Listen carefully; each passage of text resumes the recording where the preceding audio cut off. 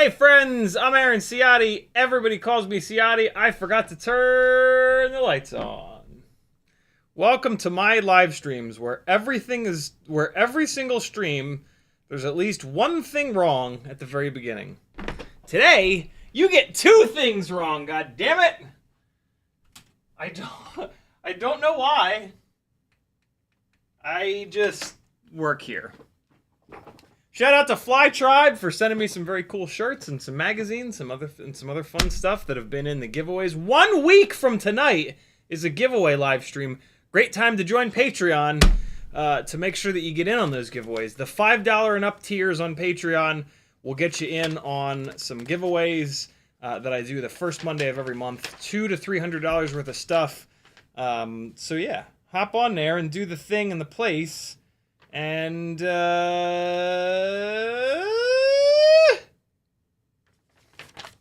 be good to go. This goes with this. That goes with that. Flip, flop, bing, bong, shlim, slam. Thank you, ma'am. I just got ran over on the monitor here. Hold on, look at this. Hold on. Let's go back a little bit. Look at this. Look at this hoe train of cars, yo. Look at picking up this hoe train. getting in on the hoe train. We're on the hoe train now. Hoes, trains. What could go wrong? Look at this, though. Look what goes wrong. Yeah, die and run over again and pushed and annihilated in the face. That's what happens, man. That's what happens when you're, you know, extreme. You guys remember that from Harold and Kumar? Extreme. I love that movie. I rewatched that movie not too long ago, and I was like, man, this is fucking terrible. No, I was like, man, this is my favorite movie ever. Harold and Kumar. Knights. The Knights thing is from Community. Troy and Abed in the morning. Knights. That's what that's from. So I combined two quotes that you probably didn't know either. So, you know, there you go. Now you know both. Why is this still playing? Stop playing this. Stop playing Ho Train of RC Drift Cars. I might as well just leave that up because I'm going to play that for the outro. Tonight, we're going to grind on the Grinderino some more. What is this camera hanging out over there for? This must have fallen off the desk. I'm going to figure out what camera this is. It might be a newbie drone Bing Bong. I think it's a newbie drone Bing Bong camera. Yeah, we're gonna work on the Grinderino a little bit more, and then it's also a mailbag stream. I got a package from Tiny's LEDs, or Tiny Sleds, as their name of the company looks like when you smash it all together. And then RT McKinney sent us a box of goodies for the giveaways. So yeah, we're gonna open those both up tonight. This is, of course, a Q&A live stream, as they all are. As that, you might have just seen a new thing. There might be a lot more going on.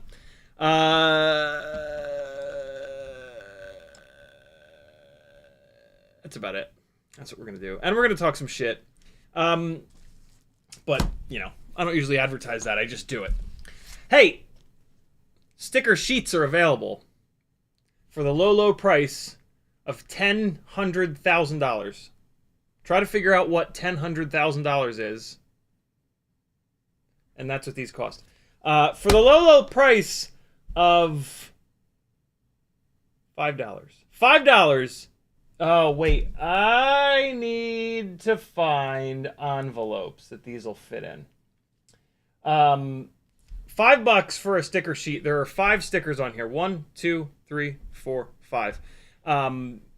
Buy 2 so that you don't, like, stick a sticker on something and then it's like the greatest sticker you've ever seen, because that's the only kind of stickers that CMYK-FPV designs. And then that thing gets lost or stolen or catches on fire, and then you're like, man, I don't have any more of these. And I'm heartbroken. Instead, if you buy 2 of these for $10, when that happens, you'll be like, sure glad that gangly son of a bitch told me to order 2! I gotta find envelopes that these will fit in. My current envelopes are not big enough. Or they're the exact right size. No, they're not quite big enough. So yeah, the sticker packs are back, yo, but now it's not a sticker pack, it's a sticker sheet. Oh, oh, ah!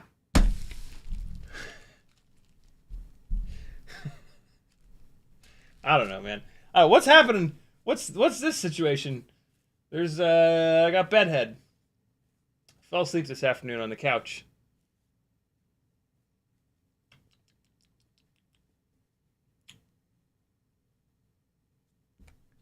All right, we're all set now. Yeah, buy some stickers or I'll beat you with a hammer, as usual. CiottiFPV.com is where you can go to order some of these. All you got to do is go there. There's a PayPal button. PayPal me $5 for 1 sticker sheet, $10 for 2 sticker sheets. Put your address in there. Say, yo, I want a sticker sheet, and I'll send it to you. Please put your address in there.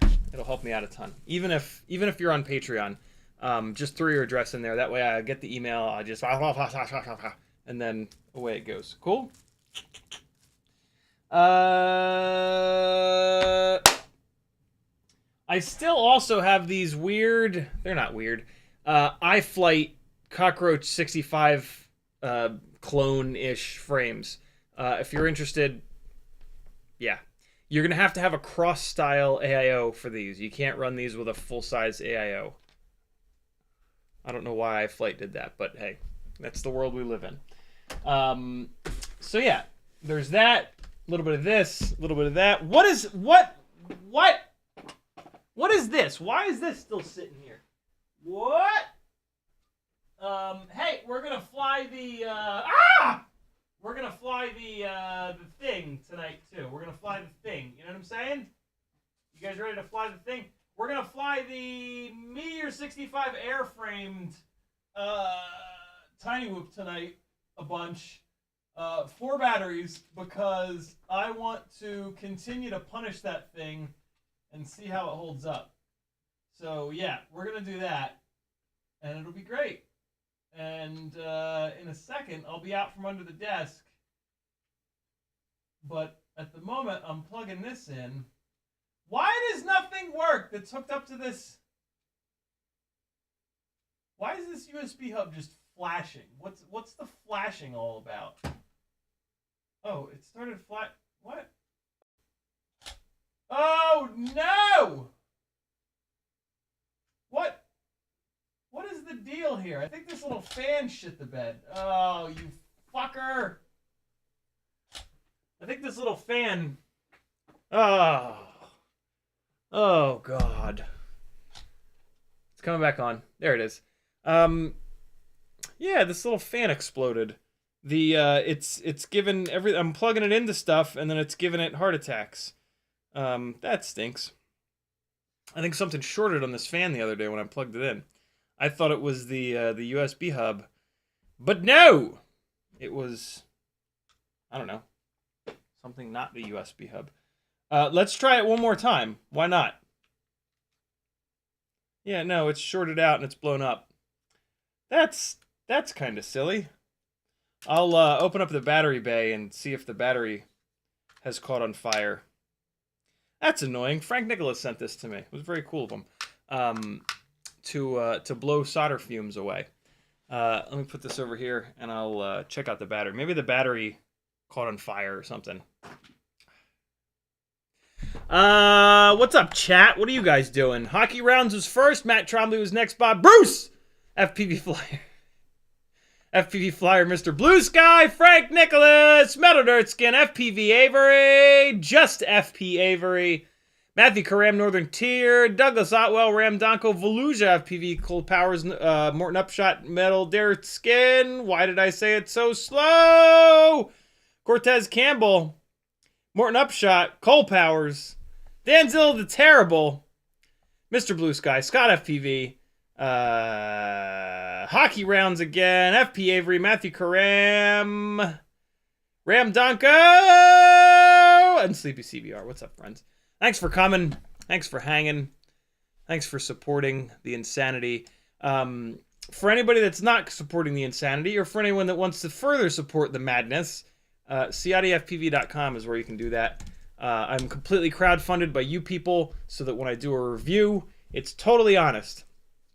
I have no allegiances to any manufacturers, and, you know, that's just the way that I've chosen to do it. Patreon helps me out the most. Etsy is a spot where you can buy some stickers and some hardware. Teespring's got some shirts for you. Fiverr, you can work one-on-one with me, or just message me and we'll pick a time and a date. PayPal to order the sticker sheets.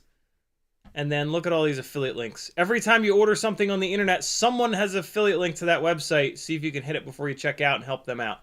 We Bleed FPV, Newbie Drone FPV Cycle, Amazon, Get FPV, oh my god, Brain 3D, HD0, Flywoo, Emacs, Banggood, Camera Brother, AliExpress are the ones that I have links to. So do it, or else.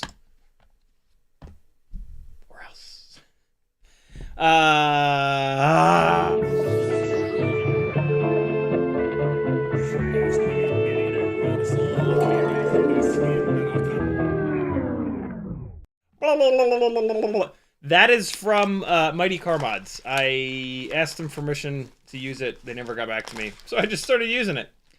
And it's been okay since then. But hey, give Mighty Car Mods a subscribe, because they're the best car YouTube channel in the world. I sure wish Stream Deck hadn't broken so I could use the in the world sound effect. Let's see if it maybe works now. Oh, you idiot. Why would you see if it maybe works now? You knew it wasn't going to work. And now all the Stream Deck stuff is broken, isn't it? No, it still works. Look at that. It just doesn't, it just refuses to play the sound bites. Sleepy CBR with a super chat. Thank you, brother. $5. Little something to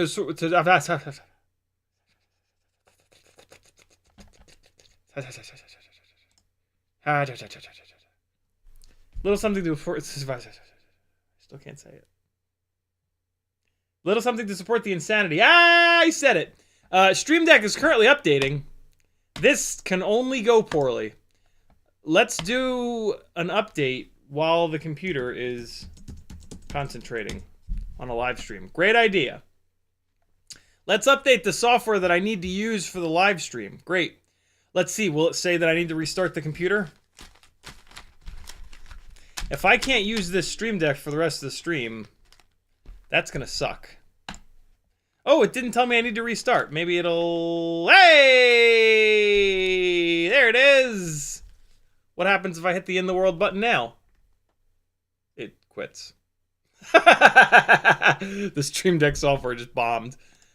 Okay. Well, update didn't fix it. And now I have to relaunch it. Damned if I know how to do that.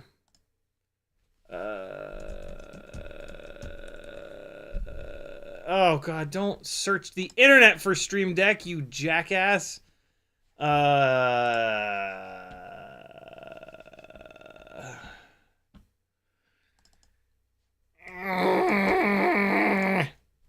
on, I'll find it. Stream. I'll just search for stream. That'll work. That's a dumb thing to search for. Stream Deck. There we go. Alright, that's going to relaunch it at least. There we go. Oh, God. Oh, God. I've lost so many things on there. Oh, boy. What? Why? Why did that happen? Why did it wipe so much out? Oh, God. Oh, no.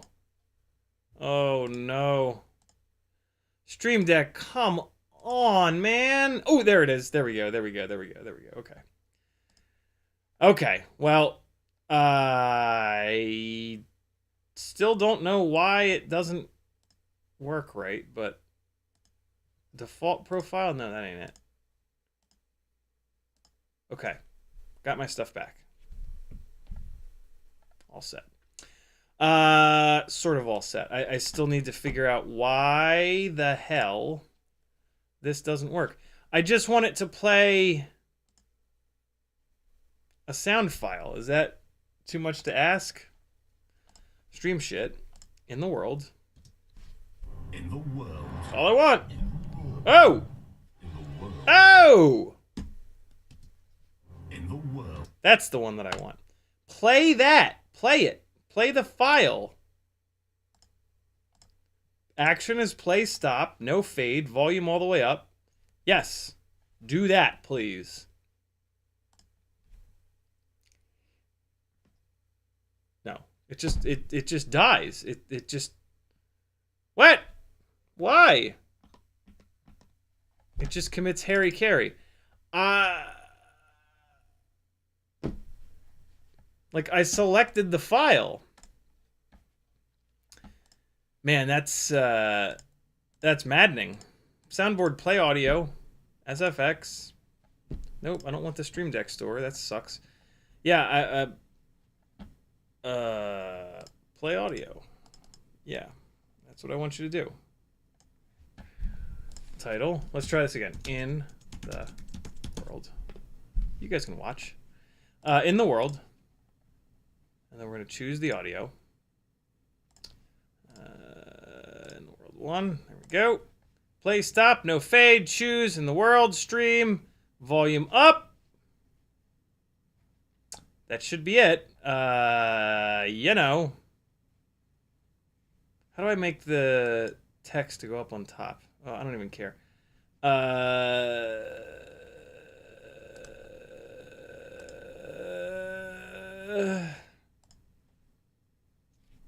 How do I make the text to go up on top? I forget now. Oh, God, and it just bombs every time. Why? What is the deal with this? God, that's so dumb. Okay, so, I mean, I guess what I'll do is delete them, because apparently you can't use it as a soundboard anymore, and I'll put something else there. What the hell? Sorry, guys. I don't know. I thought I could, I thought Stream Deck made software that functioned. Apparently I was wrong, though. Wow. Yeah, okay. I give up. You win, Stream Deck. You win.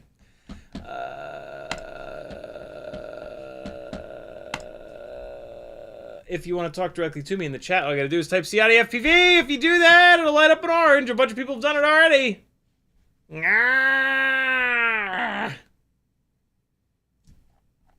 Here we go. Bob Bruce says, what's up, everyone? It's CiottiFPV.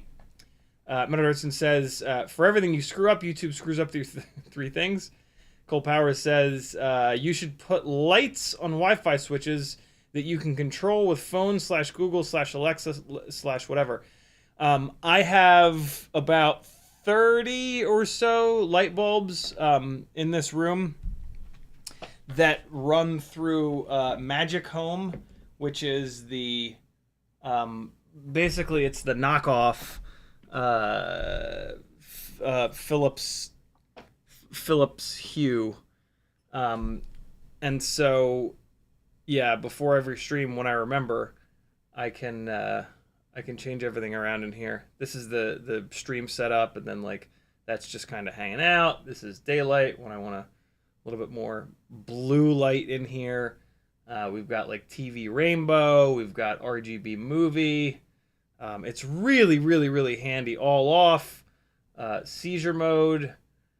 Another crazy like kind of party mode. So yeah, it helps a ton. But it's not the there are problems with doing this. The main problem is that you have to control the lights from your phone. Like, you can use the wall switches, but when you use the wall switches, there's a good chance that when you turn these bulbs back on, they're gonna like get kind of screwed up. So it's way better to just leave them powered on all the time. And so like if I come downstairs and I leave my phone upstairs, I have to go back upstairs because I can't turn these lights on. So the Bluetooth connected lights thing seems like a good idea, but I don't know. It's all right. It's all right. Guess what time it is? Support your friendly Tiny sleds, yo. Tiny's LEDs. Just imagine this is not here. And look what it says. It says Tiny Sleds. It's like an old school FPV show joke. Tiny's LEDs.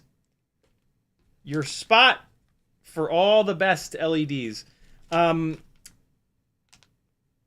I ordered a bunch of these. How am I going to be able to know which ones are which color?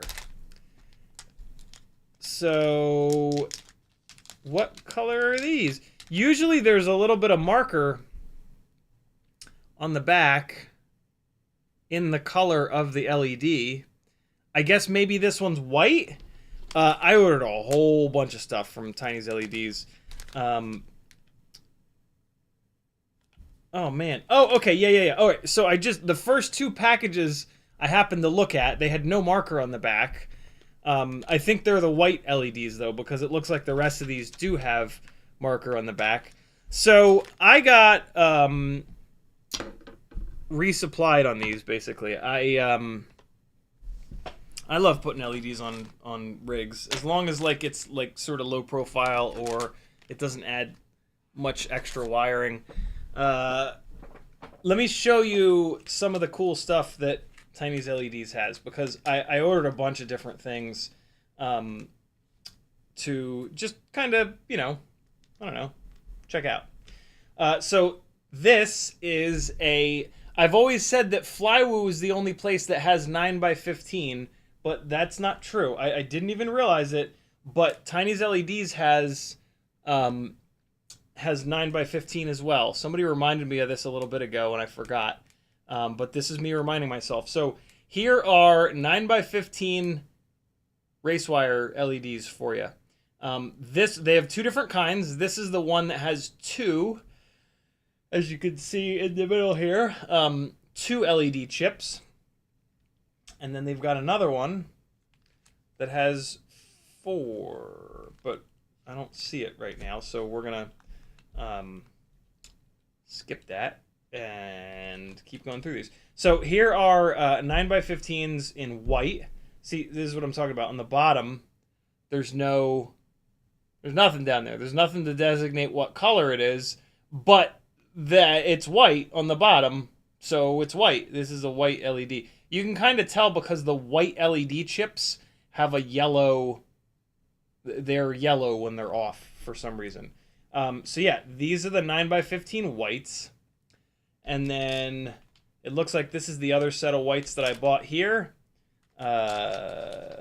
These are not 9x15. These are like, I don't know, maybe 7x15. They're the same length. Let me just confirm that. Yeah, they're the same length, but they're a little bit less wide. This is 2. This is 2 on each other, right? So yeah, they're not quite as wide.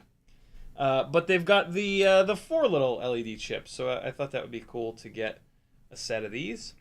Everything on their website's like really cheap, so it's like, oh, let's get a set of these, a set of these, a set of these. Like, you have to pay shipping, so whenever I have to pay shipping, I'm like, well, I better order a whole bunch to make the shipping less painful.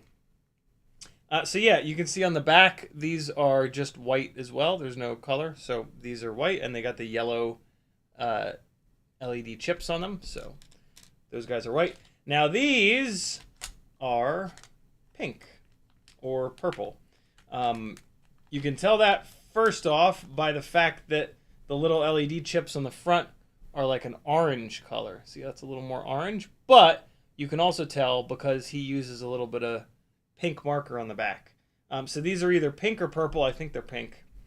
So we got those, and then so yeah, that's cool. This size here, this is probably perfect for, you know what? These would have been great for the AOS, I'll bet. I had to put tiny, tiny, tiny little LEDs on this AOS. I forget who those are made by. They might be Flywoo. You can't see them. There they are. I had to put these tiny, tiny, tiny little LEDs on the AOS because it's got the double, it's got the A-arm design. I wish I'd had these tiny LEDs because I could have used these guys. I bet you they're the right size, and they are indeed. Yeah, so I could have used these little fellas on the arm here. I know it's out of focus, but you get the idea. So yeah, if you need arm LEDs for your AOS, you can get them from Tiny's LEDs. They're these ones. Cool. Okay. So yeah, we got these, and it looks so they have them in white and pink. I think there's one more color. We'll keep going through these, and there should be another color here. These are the full size ones, 9x20. That's not gonna cut. That's a pair of pliers. Yeah. These are the full-size ones for 5-inch rigs. They work all the way up to 6S. The smaller ones, by the way, do not go up to 6S, just 4S. and these are red. So these are going to be used on the Grinderino. Actually, this right here is exactly what I was waiting for. I have 2 of these in red, but I only had the 2. So now I've got 6. So these can actually stay out here because I am going to be using them. Here, we'll do that. I'll use both of the brand new ones, and then I'll put these back as extras for when I smash them all to hell. Nope, that's not the right container. That's the right container. There we go. This is my little container of LEDs and race wires. So we'll put these little extras in here, and then these can stay. Okay, so this is now another size. Oh, okay, yeah. So this is now in green. These are the 2-chip 9x15s in green. Get out of there! There it is. Yep. All right. Cool. I'm excited to actually check these out with the two little chips on them, and you can see he used green marker on the back there. So these guys are green. I might as well start putting them away. That's where they're going to end up anyway, instead of putting them over here on the side. Okay. And then we've got some more of the standards. Let's see what color these are. I think these are going to be white because they've got the yellow LED on the front. Yep, no colored marker on the back. So these are white. Cool. I've not found any of the RaceWire LEDs to be better quality than any of the other ones. So it seems like you can just sort of run any of them and you'll be good to go. I guess I got another set of these in red, just because.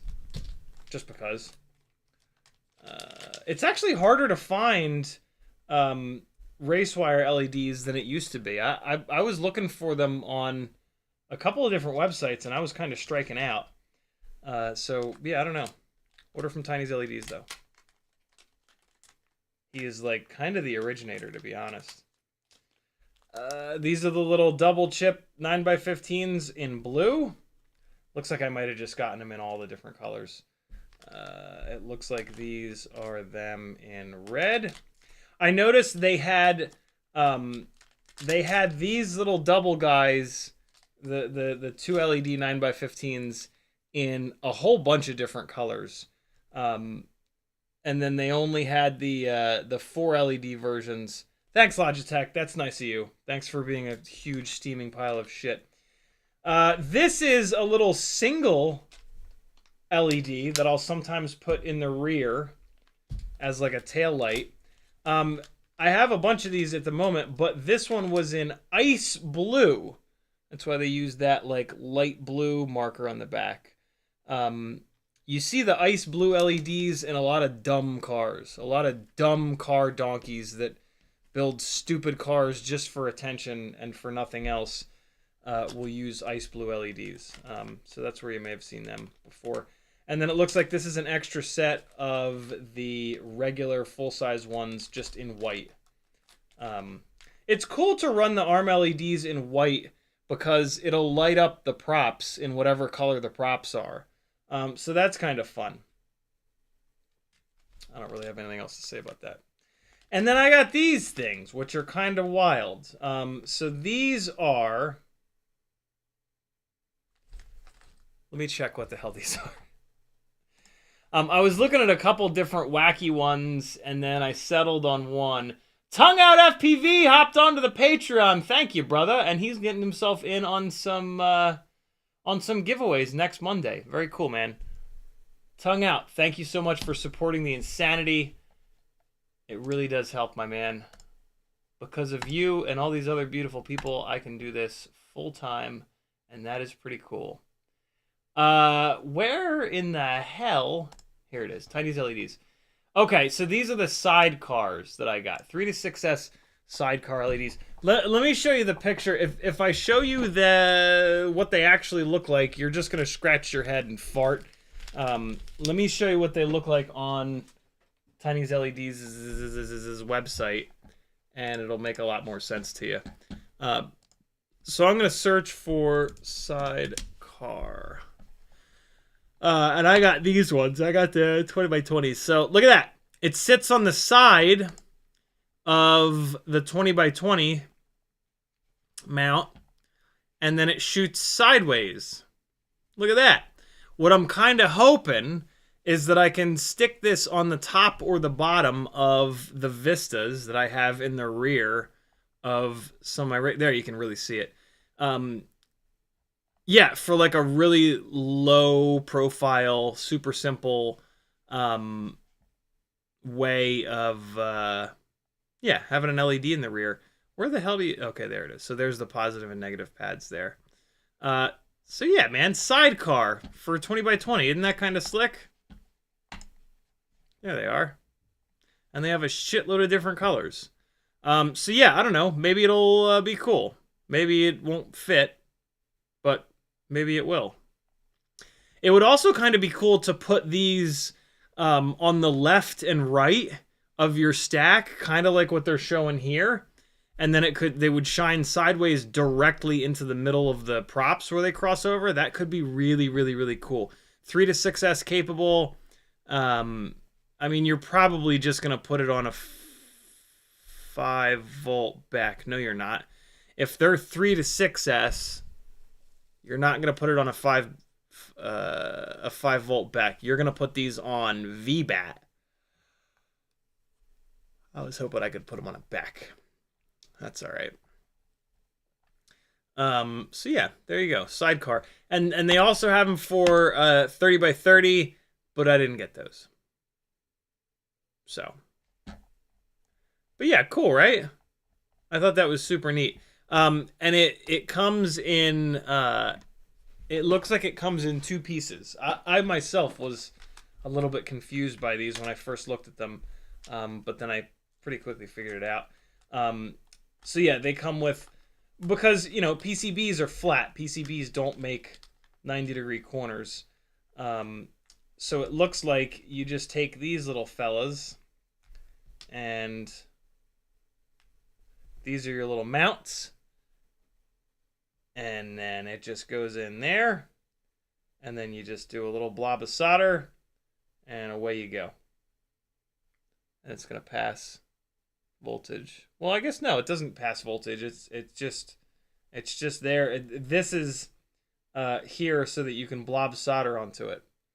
This is kind of cool too, because this will let you adjust how far out they sit or how close they sit to the actual stack. So there's a better chance of actually getting them to fit on there.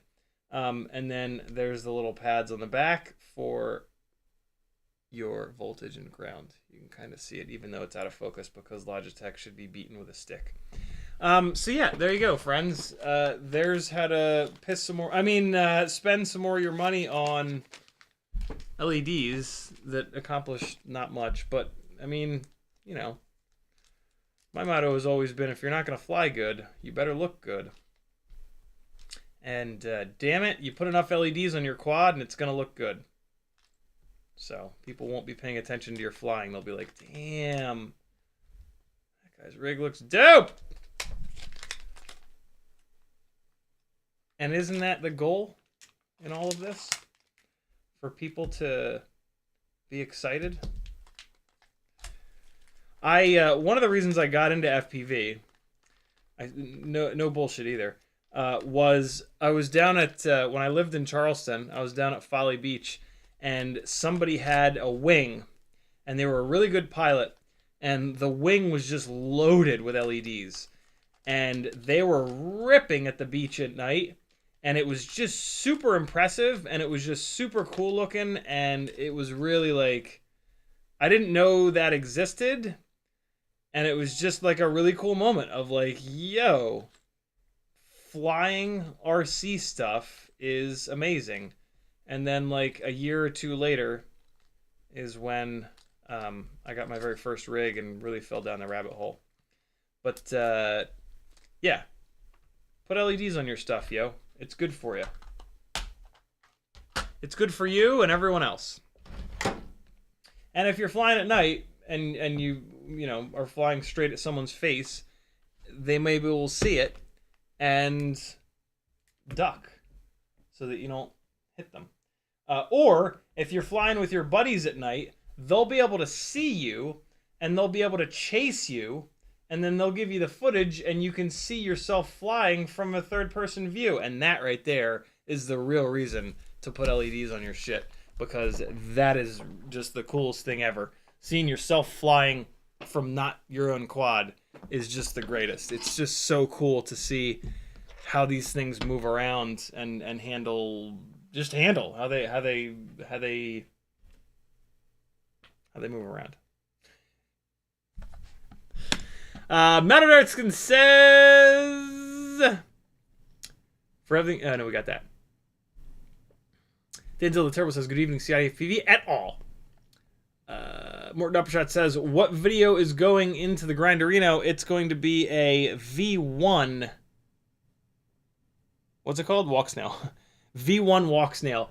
I'm gonna pound the living shit out of this rig, so I figure putting the older walk snail into it rather than the newer walk snail is probably a good idea.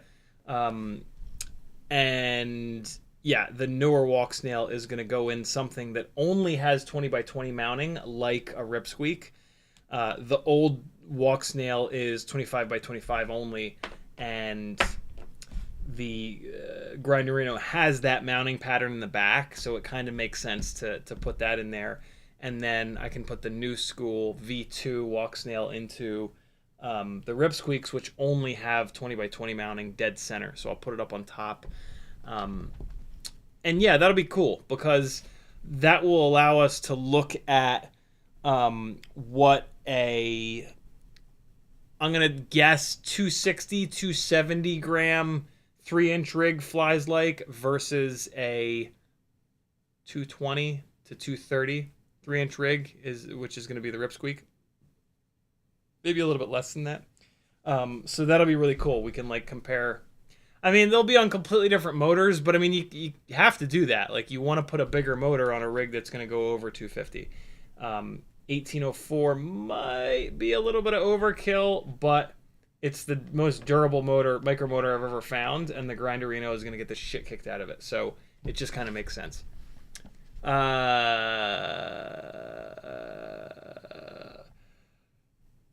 the chat, Ramdonko says Flywoo 85 is pretty and has nice lighting. Many bind and fly variants 2s.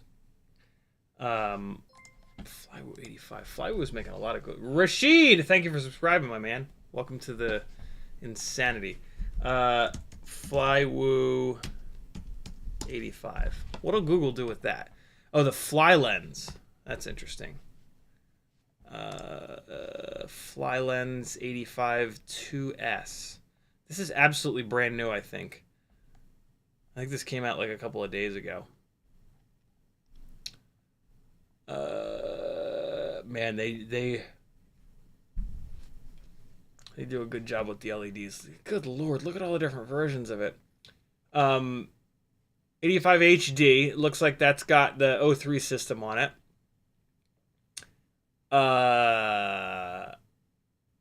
This one's called the Wasp. This one's not called the Wasp, but it looks like. All right, so they're just using the same picture over and over and over again, I guess. Well, okay, we can tell by the prices. Maybe not. Why are there so many versions of this? Analog, HD0, walk snail. Okay, that makes sense. HD03. Light? Oh, right. They've got the so this has the 03 light. This has, I don't know. This one's called the Wasp. I don't know, man. They got too many versions of these. But oh, look at it with a Insta360 Go. Ah, yes. Excellent. Why the hell would you do that? It's got an 03 on it. Use the video from the 03, you donkeys.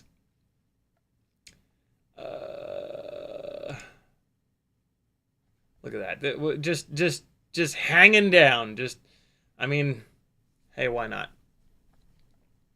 We need something below these props to keep them out of the grass. 84.8 grams. That's really light.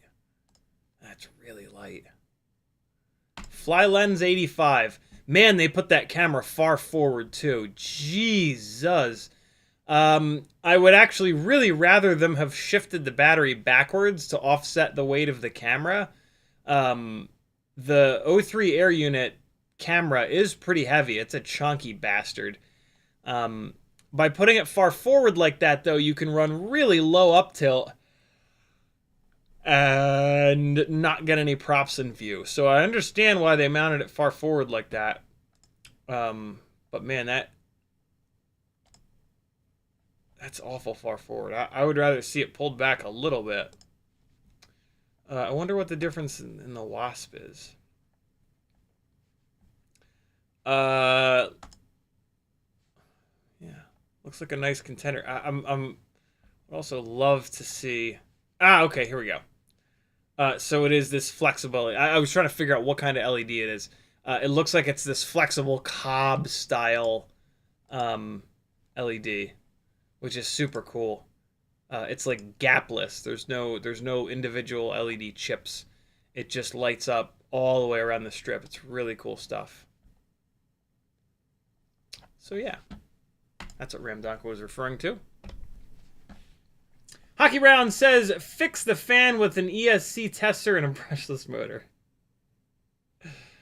Oh boy. Yeah, supercharge this little fucker. Blow everything off the desk. Sleepy CBR, thanks again for the $5 super chat. CBFPV says, last stream you're talking about a USB dongle for ELRS so you could sim wirelessly. Is it at any different from ELRS Bluetooth joystick? I don't know what a Bluetooth joystick is. Maybe that means like a Bluetooth controller, like a PS5 controller or something like that. The whole different kind of world. A PS5 controller, you're not gonna like actually be able to sim with. You're gonna be able to like screw around with. If you're looking to actually sim, you really need a real transmitter where you can like pinch and or just a transmitter that's got thumbsticks that have a significant amount of throw to them, and also a transmitter that doesn't have a nasty dead zone. All of those video game controllers have terrible dead zones in the middle. So yeah, you're not going to be able to actually learn anything with those, in my opinion. Yeah, if you want to use the sim as a sim, you got to get a proper transmitter for it to like relate in any way. Although I don't know, I guess you could learn a little bit. But you're gonna plateau pretty quickly with a video game controller, and you're gonna need to get a transmitter before you know it anyway. So you might as well just snag one. Kevin James, come on YouTube, why you got to do the thing to me so often? Kevin James says, "Do you have the stick end box currently?" I do indeed. Both stick end boxes are actually here. One of them, the M4 stick ends, are going out to Josh Sherman. So if you're one of the perks of joining my Patreon for as little as $3 a month, which is 7.5 cents per hour of live streaming, is that you're going to get full access to the Discord channel, which is on this monitor over here at the moment, which is why I'm pointing this direction. In the full Discord, there is a text channel called Stick Ends. If you go in there, it's all explained if you scroll up to the top. But basically, I've got boxes of pretty much every single stick end that exists in M3. This is the M3 box. And there's another box that's M4. You can rent these boxes out from me. I will ship them to you. I like to ship them. I like to let a couple of people jump in on this so that I can ship the box out with a couple of extra shipping labels inside, so that instead of the box going from me to you and then back to me and then me to the next guy and then back to me and then me to the next guy and back to me, it can go from me to you, you to the next guy, you to the next guy. I number the address labels the extra address labels that I put in there. So you just send it on the outside and it goes to the next person.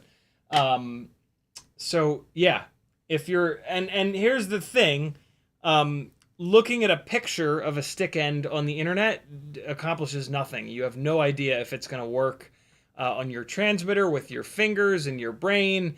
You're not going to know if the little like spiky bits are too spiky for your fingers or not spiky enough. So yeah, realistically, to actually figure out if an aftermarket stick end is going to be a good fit for you, you have to try it. And like maybe you've got a couple pilots that are local to you and you can try their transmitters, but you're never going to get like 20 of the damn things all at once, and you can put them on one after the other after the other after the other to really figure out, like, because you don't know, you might like the stick end that's a little tiny rubber ball. Maybe that for you is just perfect. Looking at a picture of it on Pyrodrone's website is not going to tell you that. Using it will actually tell you that. So yeah, the stick end fund, yo. It's over on Patreon.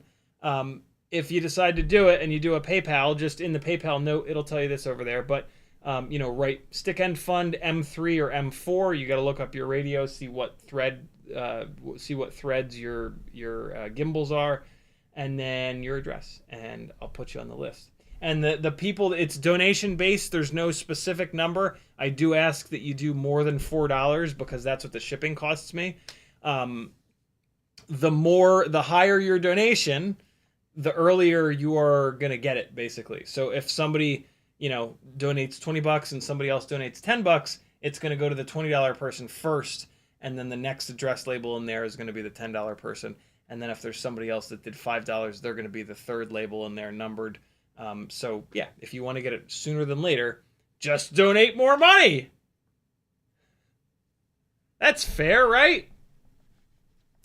So yeah, I have both M3 and M4 stick end boxes. If you want to get in on it, hop over to the Discord, scroll down, stick ends, and it's all explained in the very first post. Cole Power says, I know Magic Home. You can pair your Magic Home with external services like Google Home, and then you can configure an action to activate all of your lights and set color/brightness.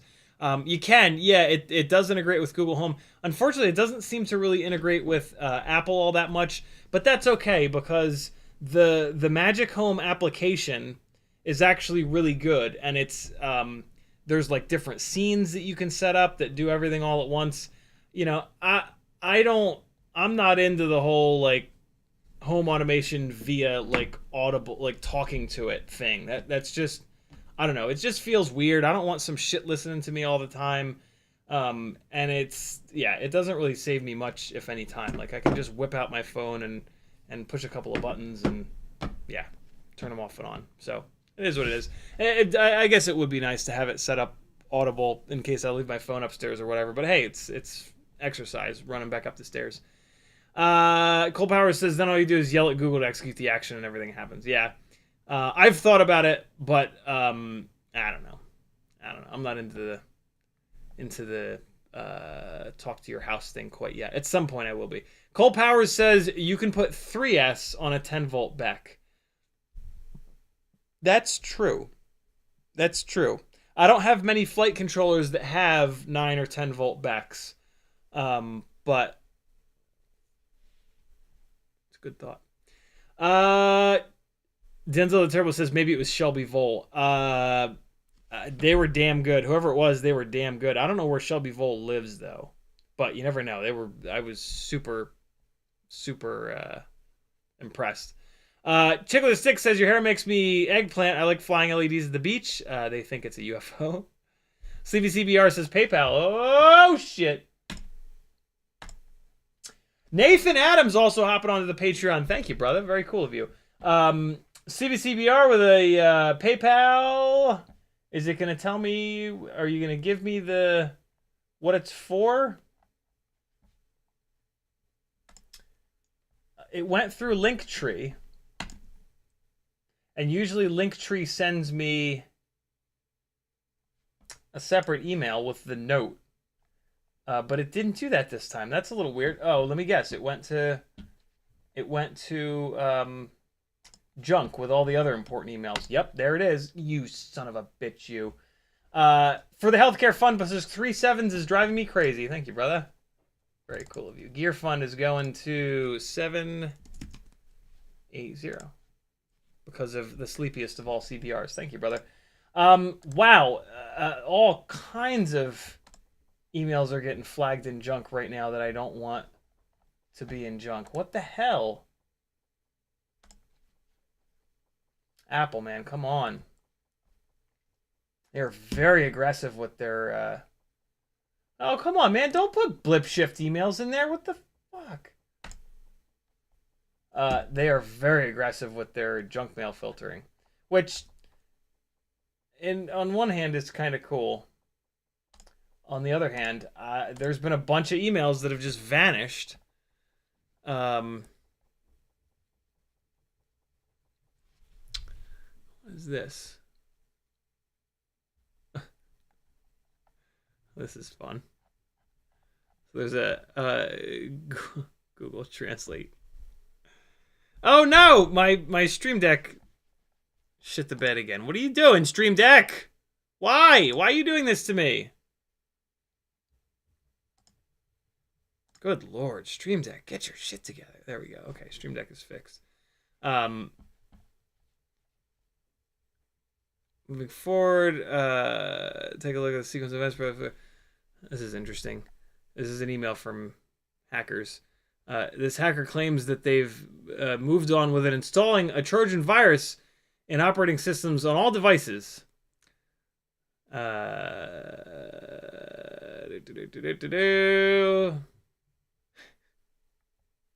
It's undetected. Ah, really? There's 2 mouse clicks to make all those videos. Friends, colleagues. All I have to do is send them $800. There we go. And they'll just turn it right off. Ah, cool. They gave me their Bitcoin wallet. Oh, we do something with that. Awesome. I love it. Way to go, bro. Okay. Oh, look. Here's an FPV-related email. God damn it. I'm glad that it's blocking these One Life Fitness emails. That's good. Nobody wants that. Nobody wants to get fit. Oh, man, come on. Look at all these emails.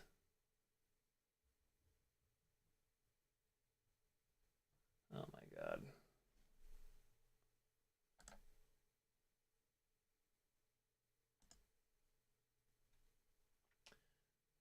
Oh, God.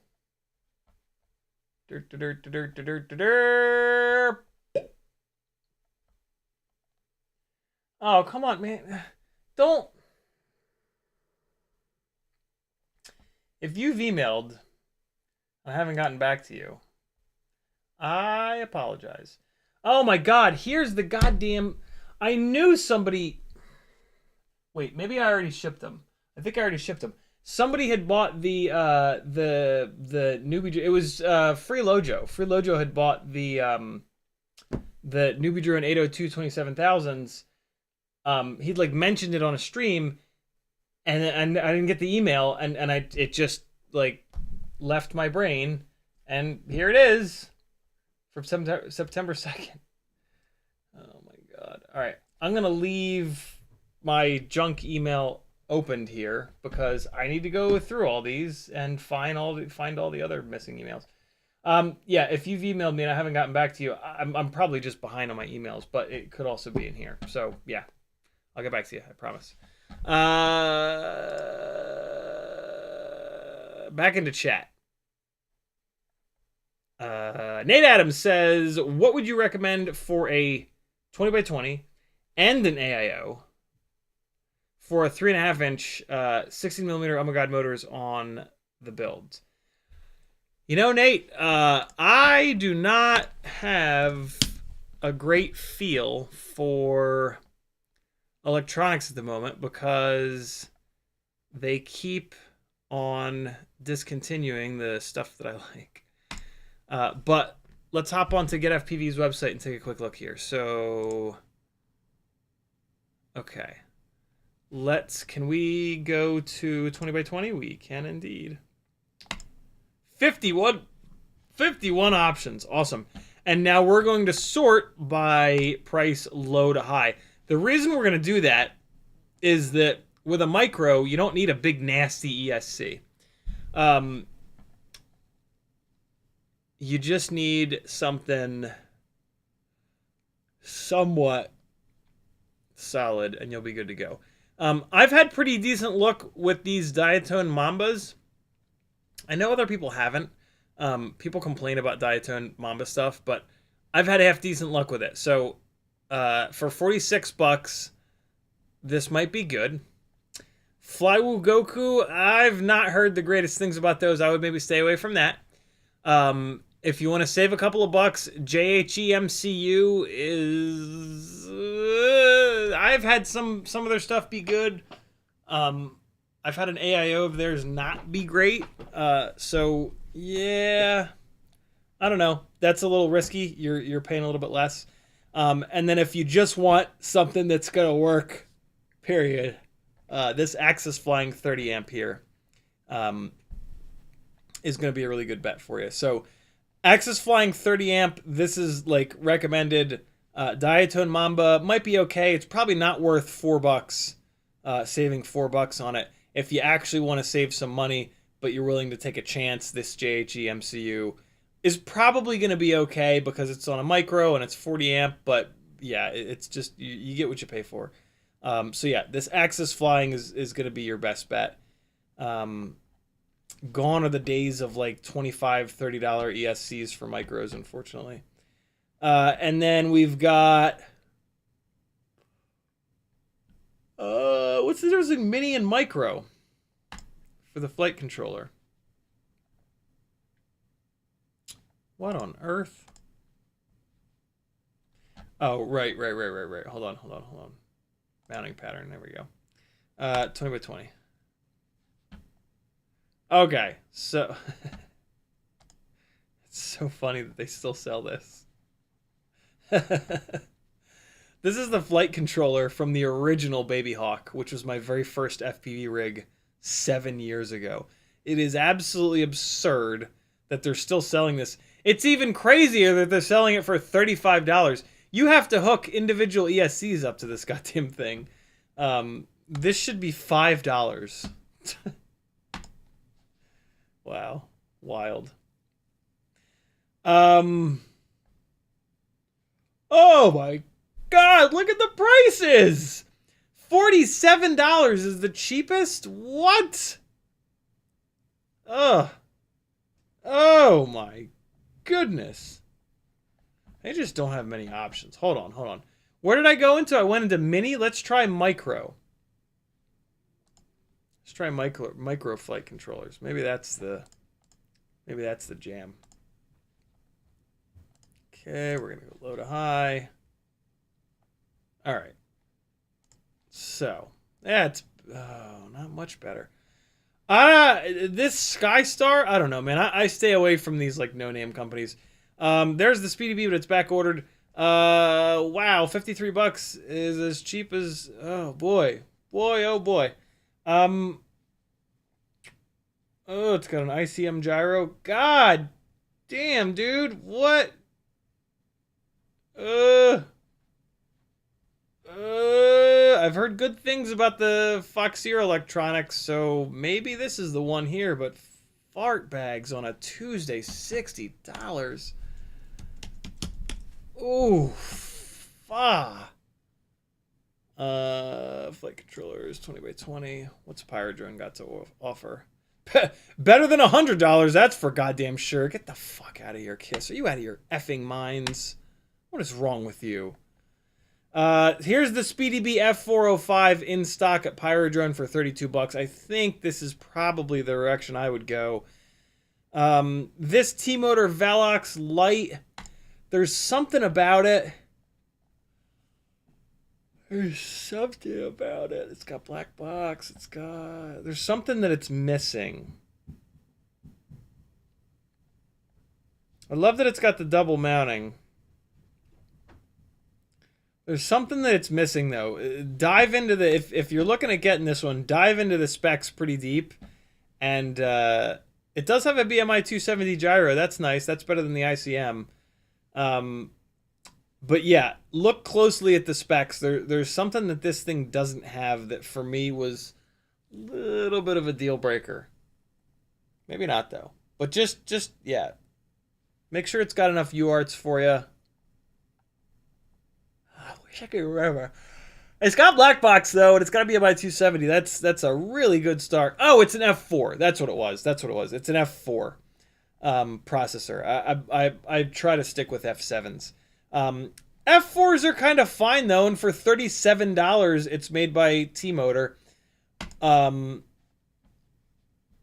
So yeah, a couple of JHE MCUs here. Not a couple, just the one. CL Racing is a good one, but it looks like it's sold out. There's the other JHE MCU. So there's two of those. Man, the out of stockness. Still, everything is still out of stock. What the hell? Damn.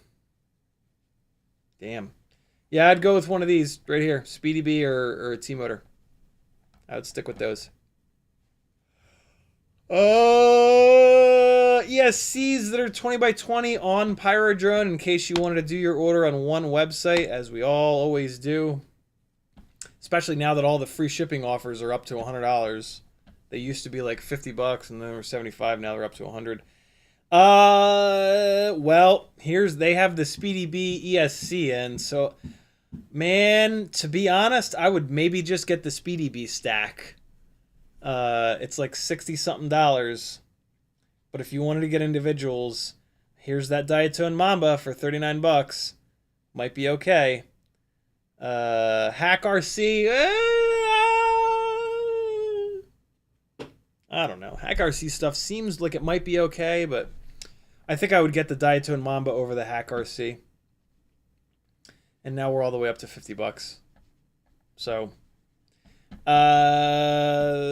your best bet might be to just get the Speedy B stack. Good luck finding it in stock, but what the hell? Do you guys not have stacks on here? What? Stacks, there we go. It's under flight controllers. Yeah, here it is, $60. This is actually, I think, what I would get. Is that that almost looks like it's 30 by 30. Hold on, what's the mounting pattern? Yeah, this one's 30 by 30. There is a 20 by 20 stack. Sort by date, new to old. Gap RC Taker, what? It's sold out. So, you're not going to get that one. Sorry, brother. I think you might be placing one order on GetFPV, one order on Pyro, or maybe not. I don't know. The better the GetFPV definitely had the better ESC.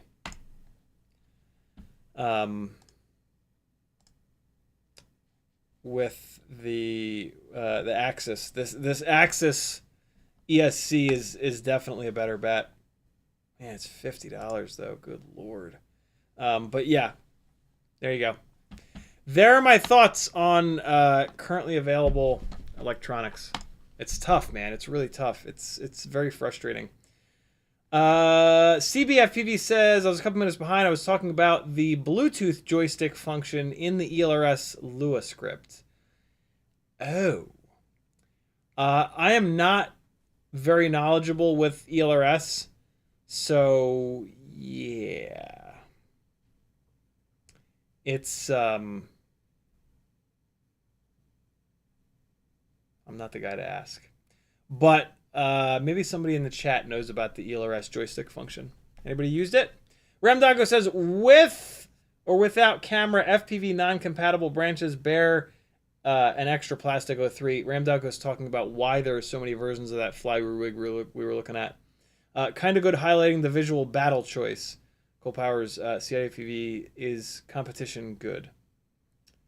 Nate Adams says, Hue lights plus motion sensors plus Google Home has been a game changer with a newborn. Oh, yeah. That is cool. Hue is what I couldn't think of. Philips Hue lights. These Magic Home enabled light bulbs are the knockoffs of the Philips Hue. Motion sensors. That's fun. Cole Powers says, look at all these emails. Doesn't show us the emails. I'm not fucking showing you my emails. You out of your mind? Could be something bad in there. There's never anything bad in there. Kevin Smith says, fart bags on a Tuesday. Yes, you know you're on a CiottiFPV stream. Gage Stays Fly FPV says that Speedy B 20x20 is in stock at RDQ. There you go. Maybe that's what you're going to get. Man, is it hard to beat $60 for a flight controller and an ESC that a bunch of people have been running in 5-inch rigs without a problem. So, yeah, I don't know. OMFPV says, is a dual gyro flight controller better? What if it's dual ICM 42688? There are dual gyro FPVs that try to use both of the gyros at once. You don't really want that one. There are although I think you can turn that functionality off in the CLI. If so, turn that off. The nice thing about the dual gyro flight controllers, especially when they've got the ICM 42688s, which are not the best gyros, is that when, not if, one of the gyros fails, you can turn on the other gyro and hopefully it has not failed. So yeah, it's... I would never buy a dual gyro flight controller specifically because it's dual gyro. If I buy a flight controller and it happens to have it, that's great. But that is not a selling point to me. Maybe it should be, though. Maybe it should be because the gyros are the most common things that fail. So, yeah, maybe it's a good idea to start prioritizing the dual gyro-ness. But the problem is, like, there's a good chance that the other gyro will have shit the bed. So, yeah, I'm going to still not prioritize the dual gyro-ness. Because the gyros aren't the only things that fail in the flight controllers. The 5-volt Becks fail all the damn time. Actually, the 5-volt Becks fail more than the gyros, come to think of it. So, yeah. Like I said, I would not prioritize a dual gyro flight controller, but if it has it, cool. Maybe it'll save you one day. Yeah. Those are my thoughts on that. All right. Rest of the mailbag. RT, an hour later. RT McKinney, thank you so much, brother. I had mentioned on a previous live stream that I was running a little bit low on giveaway supplies, and if anybody, what a bunch of you have done in the past, that just try to sell your stuff and nobody wants it, or you just don't want to take the time to deal with people on Facebook Marketplace. Instead of selling your stuff, if it's just sitting there, you're more than welcome to send it to me, and if it's good stuff, I'll put it in with the giveaways. RT McKinney must have heard me, and he put together a little box of stuff that he sent on over, which is very cool of him. First and foremost, I also might keep it, and I'm going to keep this. This is a Cockroach 75 frame in the ruby red. I've been meaning to order one of these, and I've been forgetting to order one. I'm actually going to keep this and use this on one of my tiny lifters. So thank you, brother, for this one. But hey, look, there's another one right below it in clear. And I do have an extra clear one of these. So this is going to go into the giveaways. Couple of the gray Mobula 7 canopies. Very cool. I have a bunch of extras of these. So these are going to go into the giveaways. These are really the canopies that I like the best. Very lightweight, very strong, and they fit one of my favorite cameras. And then this says Alpha iFlight on it. Black Alpha. So this is hysterical because I'll bet you this is what these are for, which is awesome because this will probably end up with a giveaway, and then I can package these extra frames with it, which is pretty cool. But let's make sure of that. So this says Black Alpha A65 Whoop Bind and Fly ELRS. Oh, he used the box for it. Good Lord, there's a bunch of stuff in this box, and it's falling out all over the damn place. Oh, cool. These are a bunch of these little containers that I use for a million different things. And they've got a little chunk of foam in them, which is kind of cool. Let's play a game which is called What Used to Be in These. Cole Power says, need flight controller with user replaceable BEC gyro, reflowing is not forever. And yeah, that would be cool. Although I bet you that would make them even more fragile. What was in here? Look at this foam. Ooh. Who can guess what was in these? If you guess correctly, you get nothing. It's got a whole bunch of them. Oh, there was a micro motor in here, wasn't there? There was like an 1105 or an 1106 in here, I'll bet you. The tip-off is that there's 5 of them. So I bet you he ordered 5 motors and they came in here. Very cool. Thank you, dude. Bunch of XT60s with big fat leads on them. These are going to go into the giveaways for sure because I have a whole bunch of extra XT60s at the moment. Got a whole bunch of capacitors here. Very cool. These are going to go into the giveaways as well. I'm pretty stocked up on capacitors. Bunch of 470 35 volts. Look at this little guy. Look at this little guy. So this is an what is it? A96? Is it A96? I think it's A96. This is the GNB BT 2.0 compatible plug. Let's see if it's actually BT 2.0 compatible. Totally. And yet, everybody, not everybody, but I've heard from a bunch of people you have to push it really hard to get it onto the BT 2.0. Not really. I mean, that just went right on there. Yeah. And it bottoms all the way out. Very cool. I'm keeping this. I'm going to put this on a tiny whoop for sure. Thank you, R.T. McKinney. Very, very cool. Nice little box of goodies here to beef up some giveaways. Oh, but wait, there's more. I think he might have sent a set of motors back to me. Oh, there's a bunch of these little A96s in here. I'm gonna keep a couple of them, and then the rest of them are gonna go into the giveaways. Little XT60 to XT30, always really nice to have. I have a couple, so giveaway item. Some extra wires here. Big, thick XT60 wires. I'll get those in there as well. Oh, this is actually really nice. This is a little right angle USB-C. I am keeping the shit out of this. This is super handy to have. Some more capacitors. Ooh, a little fractal frame. Okay. This is the Fractal 65 Lite kit. This will be in a Tiny Whoop giveaway sooner than later. There's a chance that that he won these motors and now they've made their way back home because these look awful familiar. These are Zing. Maybe not though because they're in a bag with some screws. This looks somewhat professional, but these are Zing.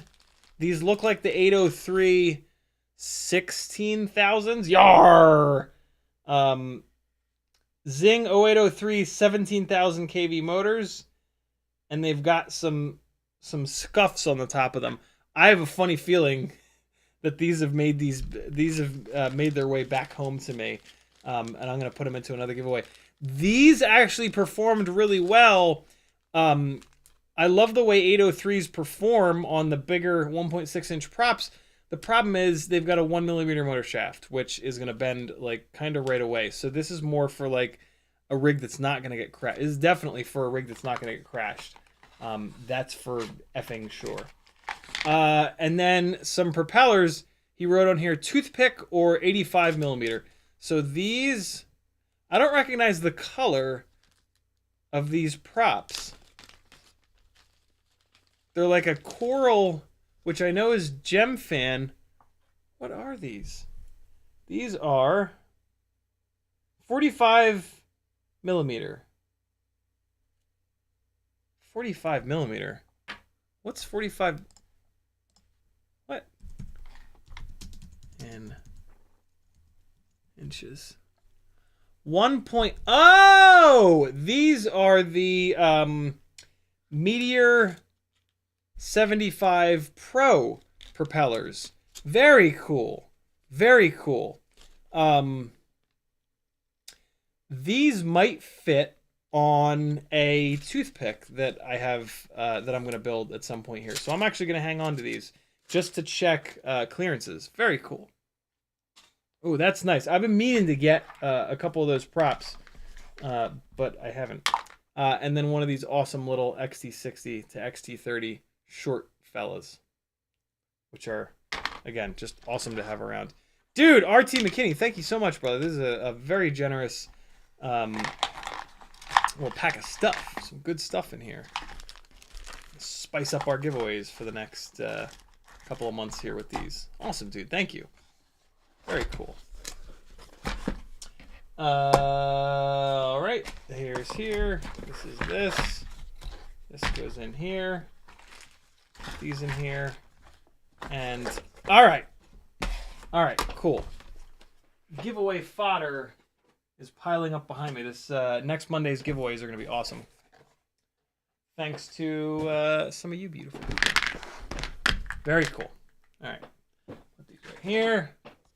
And we did some Q&A. We did some mailbag. Now we got to grind on the Grinderino, yo. Let's get it. Actually, hold on. Let me get caught up on chat real quick. Metadertson says, I've only ever had one dual gyro flight controller and it was junk. Granted, it was a Lumineer, lol. Kiz Bartlett says, why would you go for a dual gyro? Kind of seems like the manufacturer doesn't have confidence in the main gyro they choose. I don't think that the manufacturers are putting the second gyro on for the reasons that we're wanting. I think they put the second gyro on for marketing reasons. And I think they mainly for marketing reasons, and wrapped into that is, for a little while there was this. People were saying like, "Hey, dual gyros are better than one because you can mix the signals together, and there'll be less noise." No, because the second gyro has its own set of noise, and so pretty quickly, like. People that actually, at the time, it was just really Mark Spatz, tested dual gyro versus single, and there was really no benefit whatsoever. But there is an actual benefit as long as you just run one at a time. Run the one, and then when it blows up, turn on the other one. I actually did that. The high-speed glide started to develop yaw ticks. And I switched from one gyro to the other, and all was right with the world. And it's still set up like that now. So, yeah, it is kind of cool to have the dual gyro set up, but not many flight controllers do it. And the ones that have it, like, it's kind of a gimmicky thing. So I would be careful. Right? Like, the companies making the shittier stuff tend to be the companies that go for the gimmicky stuff. So I would rather get a flight controller with a single gyro from a company that I trust. You know what I'm saying? So yeah, do that. Do whatever you want. Denzel the Turbo says, CiottiFPV's beard is getting bushy. No more kisses from Maggie. My beard is getting more bushy upon request from Maggie, actually. So... quite the opposite. Cole Powers says, need flight... Oh, we got that. Denzel the Turbo says those boxes are for GPS. Oh. Okay. GPSs are usually a little bit bigger than that, but they could be. A lot of times they'll just push the PCB down into the foam. I don't know why he would have gotten 5 GPSs, though. Maybe he's got 5 quads. Athix says, have you seen the new Beta 1102 22,000 kV motors on the 75 Max Bind and Fly? I think so. I think somebody was talking about those the other day. We looked them up. BetaFPV 1102 22,000 kV. Yeah, they're these black and red ones. So what I said about these the other day is that 22,000 kV is still not quite enough kV. You really want like 25 or 27,000 kV for 1S. On 2S, 22,000 kV is going to be too much. But the main problem that I have with these BetaFPV 1102s is that on the old school ones that were all black, the even though it's a 1.5 millimeter motor shaft here, it was very weak, very, very, very weak. And so, yeah, this is a newer version that's black and red. So maybe, for the love of God, maybe they've improved whatever the material that they made this motor shaft out of. But I'm not going to find out, mainly because 22,000 kV is still too low of a kV. If you're in the market for this motor, instead, what you should get is the Flywoo 1002 from BetaFPV, which is 23,500 kV. So if you search for 1102, no, it's not 1102, it's a 1002, which is a better size anyway. 1102s are a little bit too big. So here you go. Instead of that motor, get this one in fucking fuckers.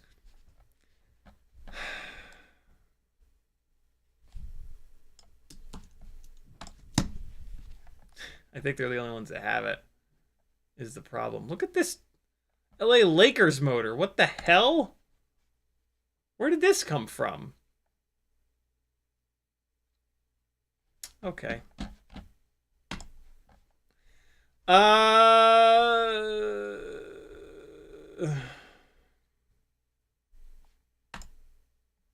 Maybe you can still get it direct from Flywoo. No, you can't. They've discontinued it. God damn it.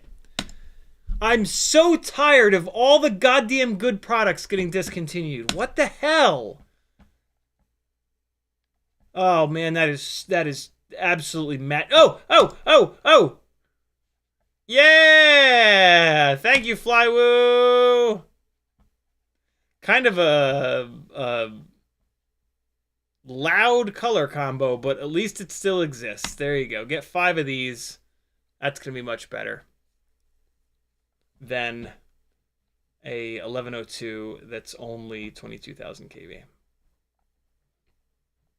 Estimated ship between September 26th and September 26th. So I guess it'll ship on September 26th.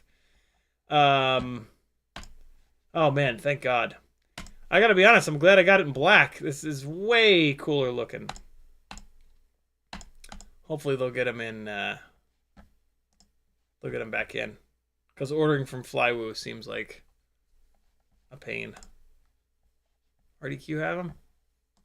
Oh, they've got the new ones. They don't have them in the good KV, though. Come on now. You kidding me? Hey, they're out of stock. That's okay, though. Coming soon. They're probably not in stock yet. They're probably still waiting on them.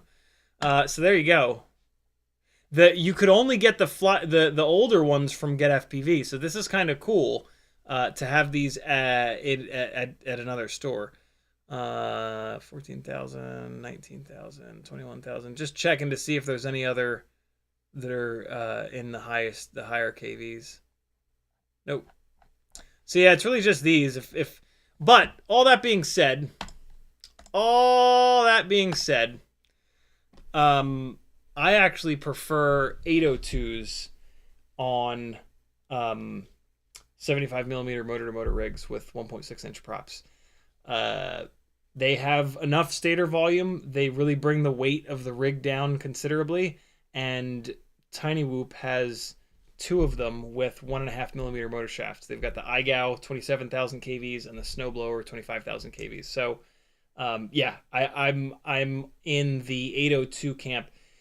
The only reason to go up to a 1002 is if you're trying to carry more of a payload than a Tiny Whoop normally would.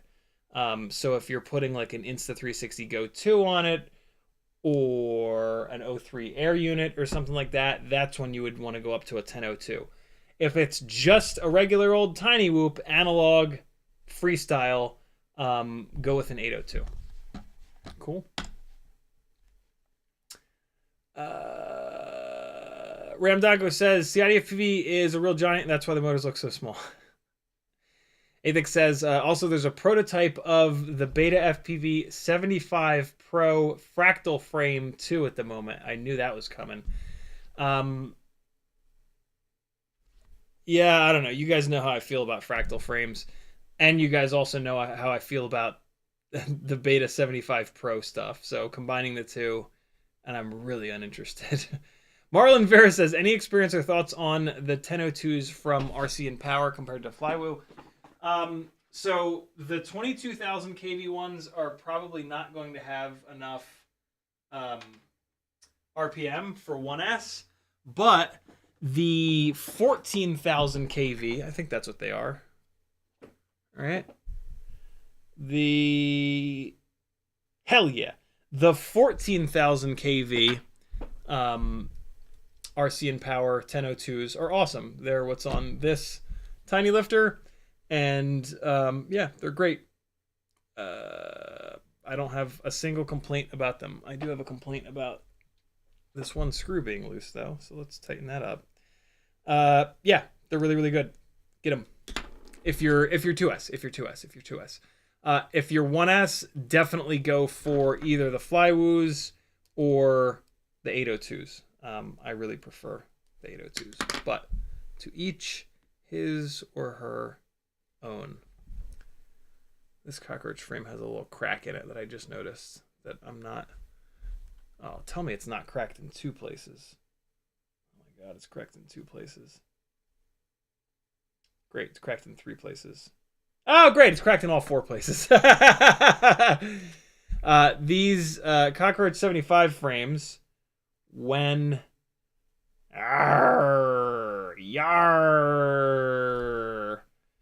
When they're carrying all this extra weight from the Insta360 Go 2, the frame breaks on the outside here. It still flies and it still holds up. Eventually it'll crack all the way through. But yeah, that's where this frame does crack, out on the outsides here. But it's still got the entire motor pad kind of supporting it. So yeah, it's completely fine. This is a good looking tiny lifter, yo. The light blue and pink motors against the light blue canopy and whatnot. It's a hot looking little rig here. This little newbie drone sticker up front. Come on now. Tell newbie drone what a sexy tiny lifter CiottiFPV built. All right, yeah, let's work on this Grinderino a little bit. I think I'm caught up on chat, right? Not quite. Nate Adams says, just ordered 5 black and 5 in Lakers colors from Flywoo 23,000 because I got scared they were going away. Nice. Nate Adams might have bought the last of the black ones. They're great. Like, don't get me wrong, Nate. Don't let me like talk you out of those motors. I really did like them. It's just on my tiny whoops, I want them to be absolutely as light as possible. Those motors are actually on the 75mm build on Joshua's website because they're just really good. They're way more grunty than the 802s, and you can put 3 and 4 blade props on them. The 802s on a 75mm rig, you can only really run the bi-blades, and not everybody likes the bi-blades. So yeah, the 1002s are fucking awesome. 23,000 kV is just barely enough, and yeah, you got a bunch of different prop options: 2, 3, 4 blades, 3 and 4 blades for more grip, 2 blades for more runtime. Yeah, you're gonna dig them. They're great motors. Marlon says thank you. Might use them for 2S next season and lower down the throttle output, but isn't 1102. But isn't 1102 much better for 2S mostly? Nope, not at all. The stator size really has nothing to do with being better for 1S or 2S or 3S even. The stator size is really just there. The main thing about the stator size is that it has to be big enough to be a big enough heat sink to keep the motor cool for the flying conditions that you're going to put that through. Maybe that's freestyle, super lightweight, in which case you can go with a smaller motor. Maybe that's dragging around a big fat Insta360 Go 2 at 26 grams, in which case you're going to need a bigger motor to be a bigger heat sink. So yeah, 1102 is a stator size for carrying a big heavy weight like that, although the 1002s are actually completely fine, so you don't really need an 1102 for that.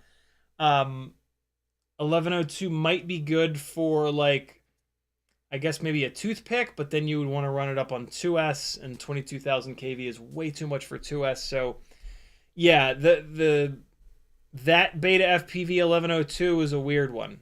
I don't know what that would be for, because that 22,000 kV is just like stratospheric, and that really only lends itself to 1S, but then there's really no 1S setups that make any sense for it. So it's I don't understand. But that happens a lot. Like a lot of times these manufacturers don't really have people flying for them that are all that knowledgeable to say things like, hey, don't make an 1102 that's 22,000 kV. There's not a single rig that makes any sense with it. So yeah, I don't know. Nate Adams says the Flywoo 1002s are amazing on the HD0 Mobula 7. Yeah, the Flywoo 1002s are great. They really are. They really, really are. All right. Farts. What happened? There it is. There it is. There it is. Okay, cool. Let's do some grinding, yo. Let's grind away. Where we left it last was I need to figure out how to space this flight controller up. I think I've decided the direction that I'm going to put the flight controller. I think I'm going to put it... Didn't we figure that out on Friday? I think I'm going to sit it like this. Once this ESC is pushed all the way down, I think this is how I want to orient it. Because this uses... So I'm facing this plug header downwards, and there's a nice little gap. Although, no, I guess it's catching on these capacitors here. So I can either face it front or back, and it looks like there's capacitors that are going to hit it in either direction. So the other option is to face it upwards, but then the USB port is down on the bottom. So if I was going to face it upwards, I would want to face the USB port out this way so that it's not... if I face it in this other direction, the battery lead is going to get all up on it, and that's bad. So basically my realistic options, and you really don't want to tilt, you really don't want to put them 90 degrees like this, because then your USB port is facing forward or back and it's almost impossible to get to. So realistically, my mounting options here are USB port going out the side and then this plug header going upwards. And I have a feeling this is what I'm going to do. Or I could flip it over like this and I could do the plug header down. There is just barely enough room to do that. Or I could rotate it like this and put the plug header backwards. And same kind of deal. There's just barely enough room to do that before that starts hitting. I like to try to set these up so that they have a little bit of extra room. So I think I'm going to do it this way, because this is going to allow these two pieces to be as close to one another as possible.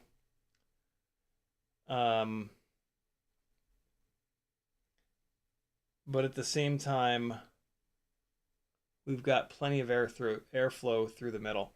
Yeah, with this battery lead coming out like this, I really need this thing to sit, and this battery lead's going to hang out up here like this. Yeah, so this is going to have to be like this. If I mount it like this, it's going to sit up here.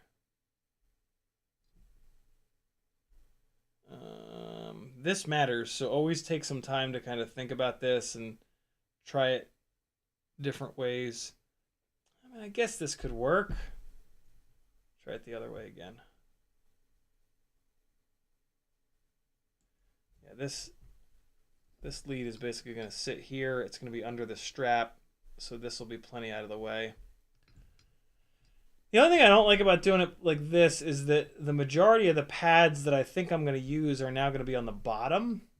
I don't love doing that. I like for the pads to be up on top, just so it's a little bit more serviceable.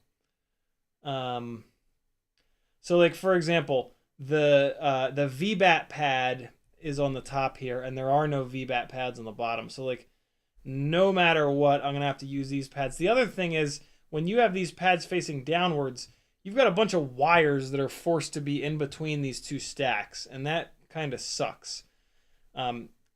if I just deal with this plug header being down here, I have just barely enough room. Yeah, I'm actually gonna face the plug header down because I think I do have enough room for stack screws on top of here with it set up like that. Although it feels like something else is hitting. Okay, no, it's the plug header that's hitting. Yeah, so this side. Well, I mean, then at that point, I could technically do it the other way. So let's see how it sits the other way here. Oh yeah, this is the way to go. This is the way to go. And then I'll loop the ESC to flight controller header plug up over like that.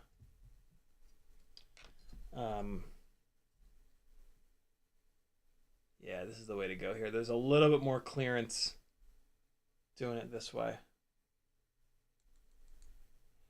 That plug header is the low point though, and it is going to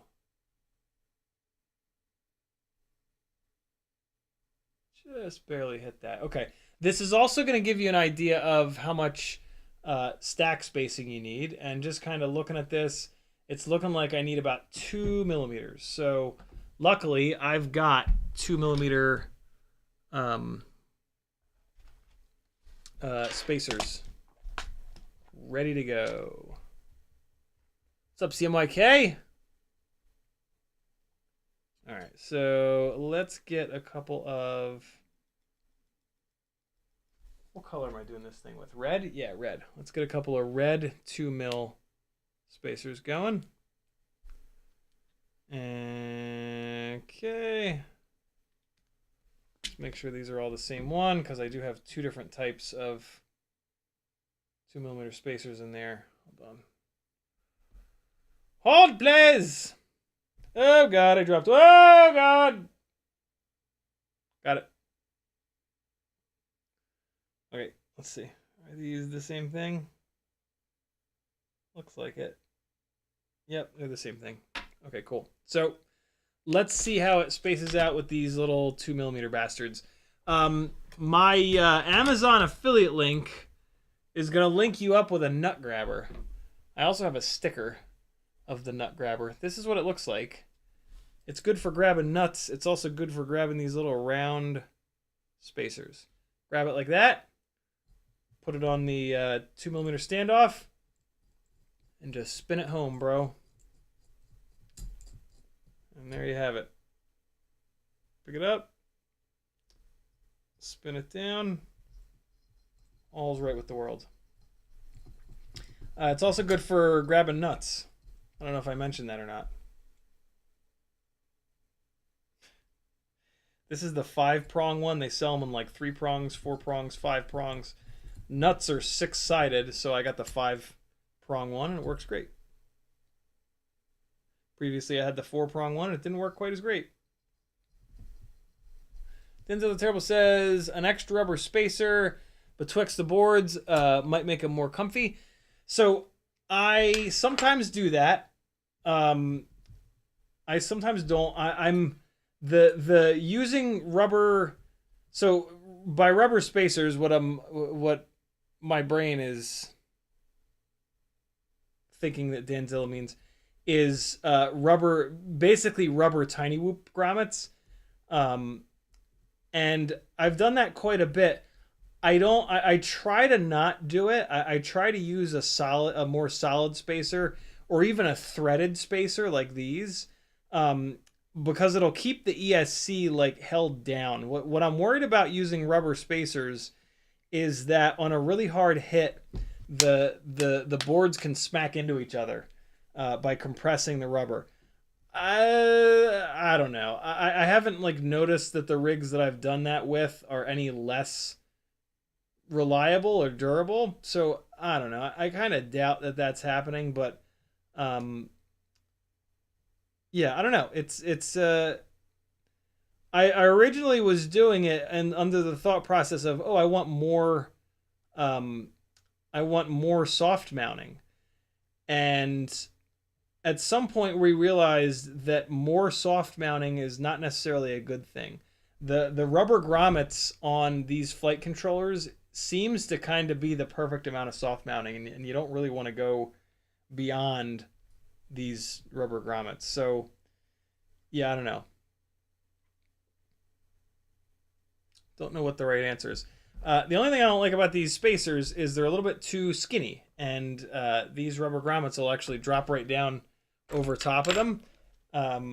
But luckily, you can just get a set of really, really thin M2 washers, and then you can just put the little M2 washers on top, and then that makes the outer diameter a lot bigger.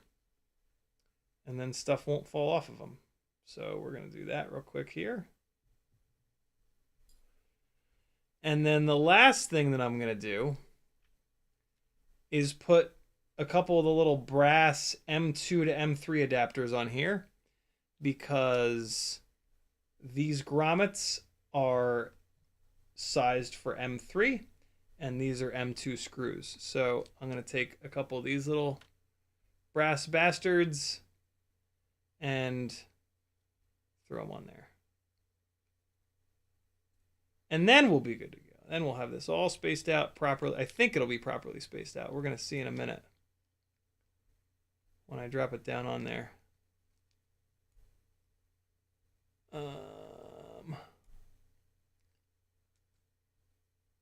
Come on. Give me a matching set. Some of these are all gummed up with... some of these I use as nuts on the top of the standoffs. Some of them I don't. I can tell which ones are which. All right, cool. So I don't need to put these on yet. Let me drop this on to see how it spaces out, to make sure that the plug header is not hitting on the capacitors. And I think it actually is. Yeah, there is like only like a fraction of a millimeter of clearance. That is not enough. So I do have slightly thicker little M2 washers here. So let's try those. And then we might need to go to 3 millimeters of spacing. Although 3 mil of spacing is probably going to be too much. So I'm hoping that this will work. Yeah, I've got these black, I don't know where the hell I got these from, but I have a bunch of these black M2 washers, and they have a little bit of thickness to them. I would say maybe like they're 1/2 mil thick. So let's see if that's just barely enough. I mean, I could technically put 2 of these on here, or even like a bunch of the silver ones on there, but I try to not do that. Like, God forbid I have to take this apart out in the wild. I don't want to have like a whole stack of spacers that are going to try to like fall off if I have to pull the stack apart, and then I don't have the right number of them to put it back together, or any other number of pains in the ass that could happen from that. Okay, there we go. Let's see how that is. I want this facing this direction. Oh, that's for sure better. Wow, that's a lot better, actually. You want to have a little bit of compression here, because you're going to crank the top nuts down a little bit, right? So you want to be able to compress it a decent amount. And then the other thing you want to do is like look through the stack, like line the stack up just right with your eye and look through there, and you can literally see daylight between the 2 closest pieces, and you want to just make sure there's maybe like a 1/2 millimeter of daylight, which is exactly what there is here. So this is going to be how I space it out. You know what? I'm going to... I'm also going to put these silver boys on, just for another fraction of a millimeter of spacing. Why the hell not? And this will be obvious. There's one black and there's one silver on each. So it'll be super obvious as to, if I have to take this apart, what the hell's going on here. All right, so you put your spacers on, and then you put these little brass jibby jabbies on to beef it up from M2 to M3. And what's cool is these hold the spacers down. So, and you can even do this the other way around. You can just use these brass guys as spacers. They're 3 millimeters, I believe. And then you could just put these little washers on top, and they'll function perfectly fine as spacers. They're just ugly, basically, is why I don't do that. All right, so there we go. The spacing for the flight controller is locked in. Now it goes like that, and we're going to check it one more time. Yep, it's got a tiny little bit more gap, and then when we crank the nuts down on the top here, it'll be absolutely perfect. So there we go. That's good to go. Now we can pretty much just put this aside, because we're going to do everything with the flight controller. We're building this rig kind of like middle out. So the next thing that we're going to do is get the video system and the receiver soldered up to the flight controller itself. And those should both be in this bag, hopefully. Yep, so let's do the receiver first here. It is a BetaFPV ELRS with the little T antenna. Amazingly, the BetaFPV. Oh, look, I have a bunch of spacers and whatnot in here already. The BetaFPV ELRS receivers actually did really well on the testing that the ELRS devs did. So yeah, I'm super happy about that. So it's this, and it's this, and I don't really. What is all this? What in the world? Bunch of this stuff is for when I was gonna put the RunCam hybrid in here. So a bunch of this stuff I really don't need. I also don't need this. This is gonna go into a ripsqueak. This is the V2 walk snail setup. So this can get put. Well, hell, I'll put it back in the packaging actually. And then this bag has the V1. Yeah, this bag has the V1. And somebody commented on that video with this black plate here with exactly what it was. I think it's actually for HD0. And the raised part is to let the wires go underneath it, which I thought was kind of brilliant. So I'm actually going to leave this hardware out because I might as well organize it rather than just dumping it back in the bag. There we go. All right. Let me get that little case back out to remind myself to organize it. So what do we got here? I usually use these pads up front for the receiver on this flight controller. And so we've got C+, C-, CS, T3, R3, 5 volt, and ground. So I'll probably just use these T3, R3, 5 volt, and ground pads right up front here. Or I could use all the bottom pads because we've got... Nope. The bottom pads are going to get eaten up by the VTX. We've got VS, V+, V-, T1, R1, 5 volt ground. So in the back here, I'm going to use these pads for the walk snail setup. We're going to use V+, which is VBAT. We're going to use V-, and then we're going to use T1 and R1 for the walk snail camera. And then up front, I'm going to use T3, R3, 5 volt, and ground. So we can just kind of knock that out real quick here. Let's just take a quick look at how far we need the leads to be. This is probably about the right length. So I think this is going to sit right on top of the walk snail. unit, so that's going to be sitting there. And then these leads are ever so slightly too long, but let's see what happens when we really twist them up. That usually reduces their length just enough. So if we line the fronts up with the pads and we hold it like roughly in the middle back here, yep, that makes it the perfect length. So cool. We'll use this full bundle of cables, and it looks like BetaFPV silkscreened on here, RT, V, and G, RX, TX, voltage, and ground. So we might as well do this first, I guess.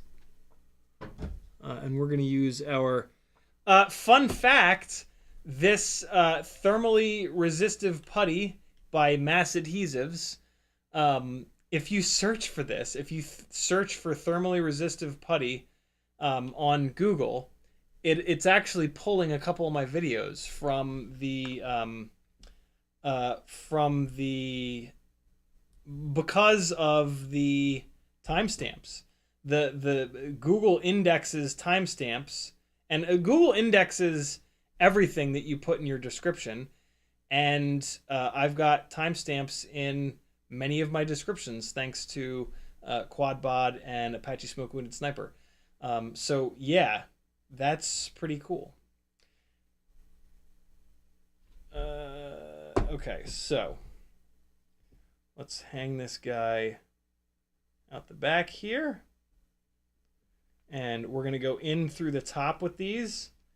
Black and red are obviously voltage and ground. White and yellow, you can pick what you use those for.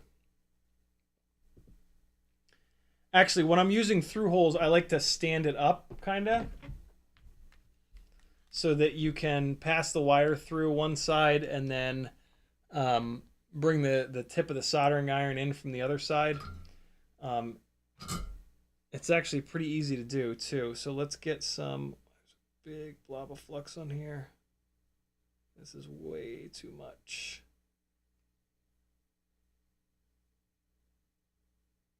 Okay. Oh, boy, that's a lot of flux. We're going to really test the theory that there's no such thing as too much flux here in a minute. I'm going to tin these through pads. I used to not tin them, but nowadays I do. All right. Okay.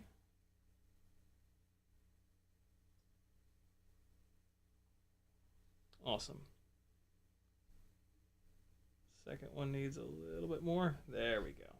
Beautiful.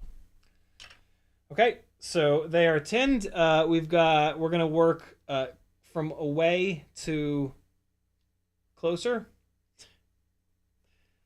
Words eluded him. These are pre-tinned with leaded solder, which kind of sucks, but I put enough solder in here, and there's a bunch of flux on these, so we're going to be fine. Pass the wire through, hold it nice and still. Rinse and repeat.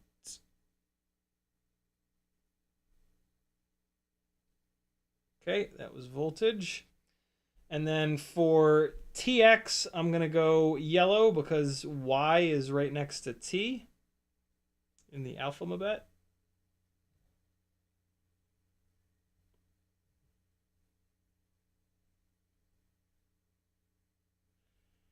And then white.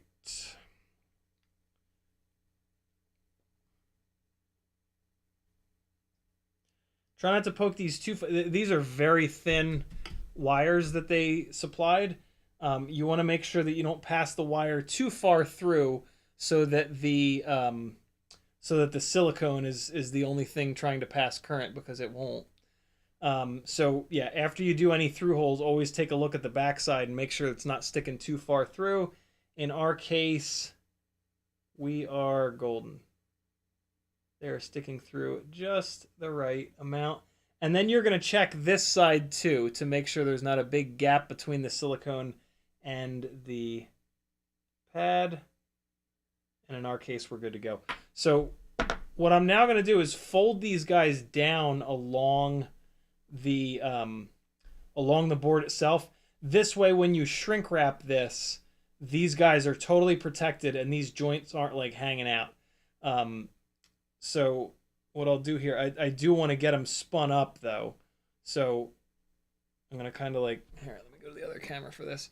So I'm going to kind of just wiggle them and pull them out so that they're even with one another.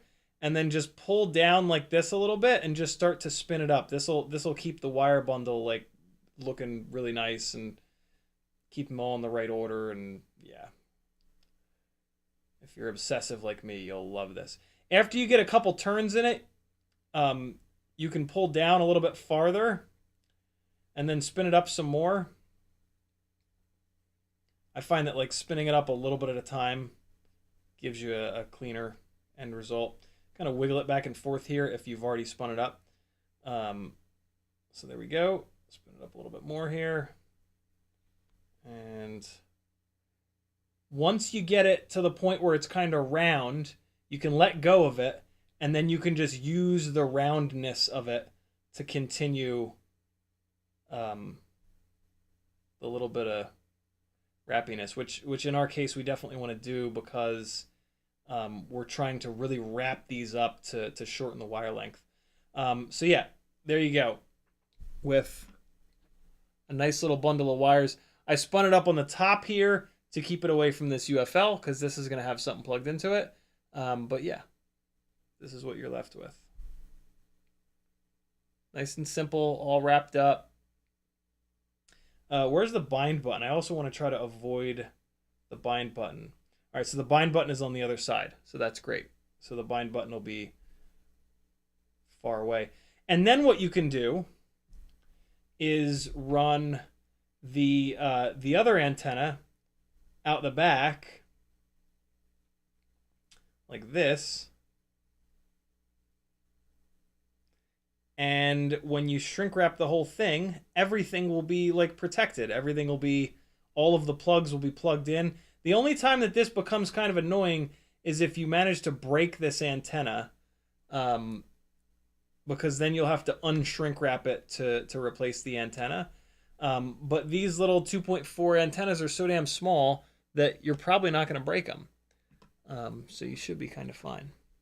Off-axis had a 2.5 cube frame build with double gummies, and it flew wobbly until I removed the top gummy, put a nut washer combo between the gummies to get a nice firm setup. There you go. That's exactly what I was talking about. Apache Smoke says, good morning. How you doing? I'm good, brother. How about you? Yeah, too much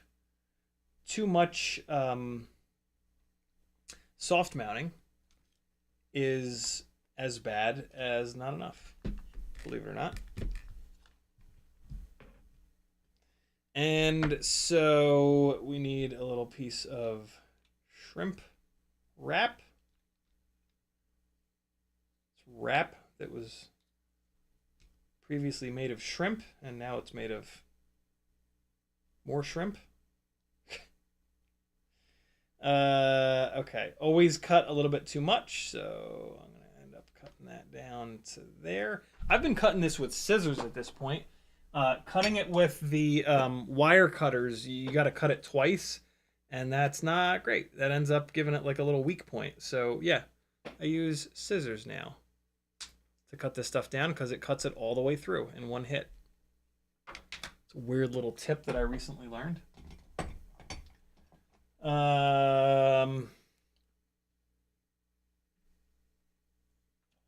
What else do we got here? Zed's dead, baby. Zed's dead. Indeed. Let's get it zapped down to the zippity zap, and then we'll flip flob in the bing bong. How's that sound? All right, get this on here. Wait till you see how neat and tidy this looks with the shrimp wrap on here. It's so worth it. I love doing it this way, with the things going in opposite directions. It's just such a clean little setup. Yeah, very satisfying. When you're using a lighter, if you don't want the shrink wrap to get all brown and black, hold the flame as close as you can. The flame is very gassy by the nozzle of the lighter, and for some reason that leaves less of that sooty shit on it.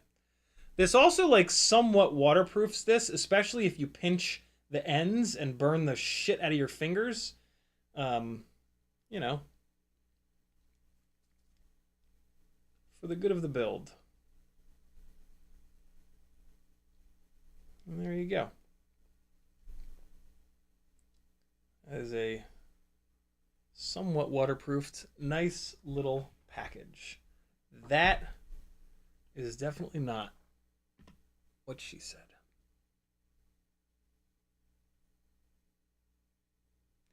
Come on, meow! Are you saying meow? Am I saying meow? What do I look like? A cat to you? Am I jumping around from tree to tree all nimbly bimbly? Do you see me eating mice? There you go. There's your Super Troopers quote for the day. I didn't get that word for word, but I was close. I was close. Okay. Flight controller. We want all 4 of these pads here. T3, R3, 5 volt, and ground. So we're going to flux these real quick here. 1, 2, 3, 4. And then we're going to tin them. And zap these wires down. And then we will wrap this stream on up for the night. It's already after midnight, so we need to haul ass here. 1, 2, 3,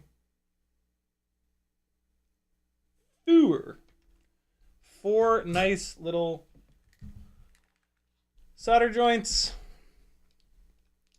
Forgot to have this camera on. Sorry about that.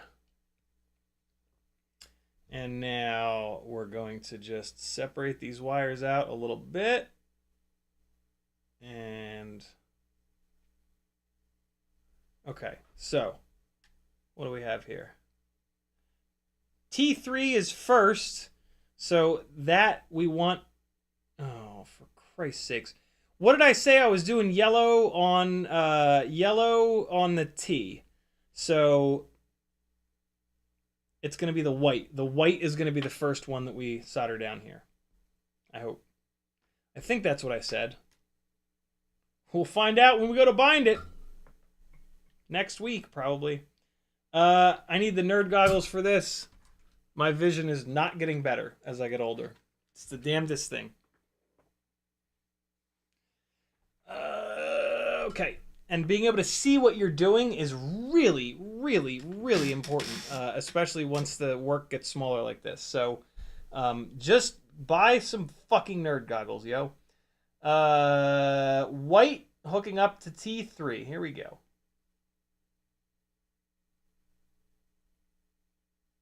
Oh my God, it's beautiful.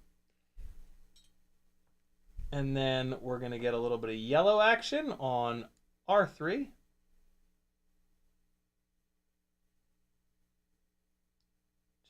Just barely grab this yellow wire with just the tips of the tweezers. And there we go. 5 volt. That's always the red wire. Well, not always, but it should be.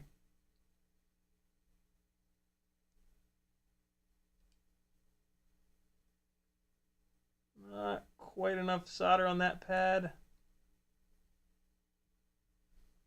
See if I can push down on the wire to flatten them out just to... Oh yeah, that was the ticket. And then we've got ground. By grabbing it at the very tip of the tweezers, you make sure that the wire sits very flat on the pad, which is going to make it a little bit stronger. That's a nice little trick. You guys are going to have trouble seeing this one because I'm blocking the light, but I'm just trying to get it done at this point. And yeah, you do want to try to hold these things down nice and flat.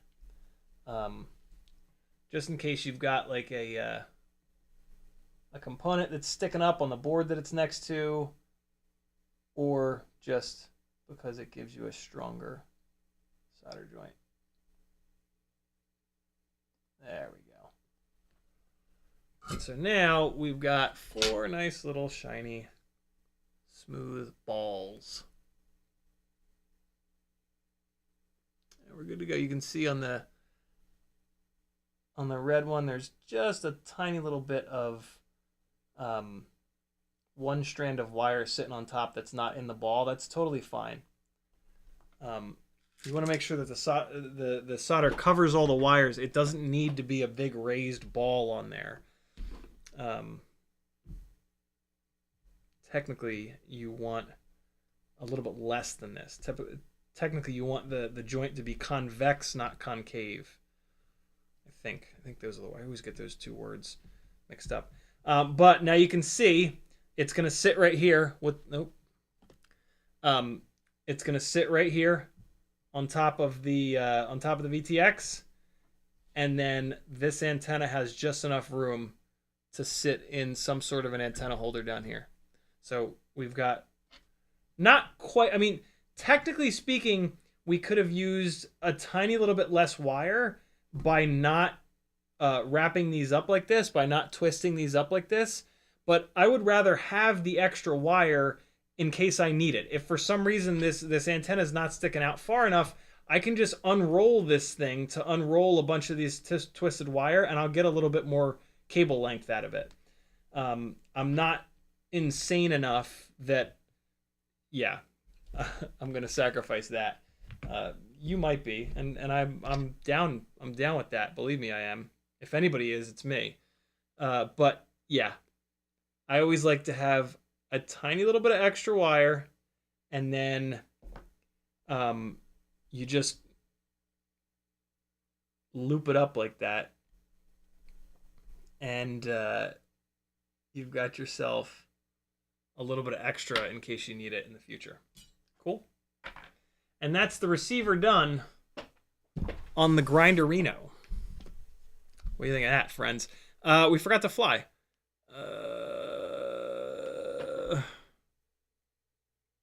Hold on. I want the abuse that I give this Beta 65 airframe to be mainly like on the live streams, so that if somebody wants to go back and check me, because at some point I'm going to say, I don't like this frame, I'm going back to the regular Meteor frame. Or I'm going to say, I don't like this frame, I like the We Bleed FPV frame better. And yeah, it'll be cool if all of the testing was done live. I have flown a couple of batteries not live with this rig, not many though. Like maybe just 3 or 4. Every time I go to fly it off the stream, I'm like, well, it would be kind of cool to have all of the abuse have been on the internet. As we know, the internet's forever. So let's abuse this thing a little bit more. And then we'll wrap this stream up. How's that sound? How's that sound, frienderinos?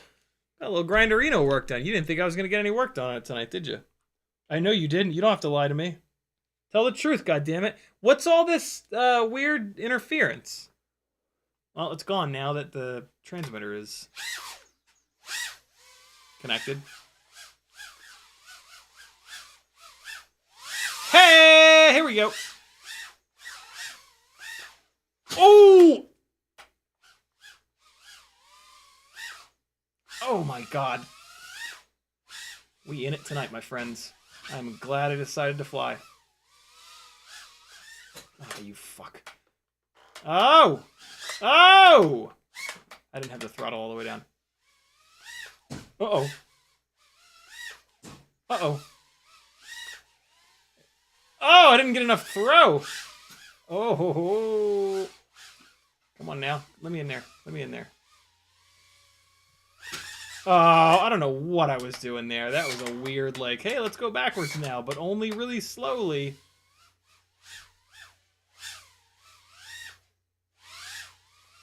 Yeah. I am starting to think that I can feel the difference in weight. Uh-oh. This just has, and somebody called it out. Somebody called it out. One of the first live streams that I flew this, and I was railing it around the living room. They said it kind of looks like it has more float, and that's what I think I'm maybe feeling with this. It doesn't necessarily feel like it has more power to weight ratio. It just feels like when I'm hurling it through the air. Ooh, that was hot! Oh my god, we in it tonight, motherfuckers! That's becoming a line. This is becoming a line that I do a lot. Come on now. Okay.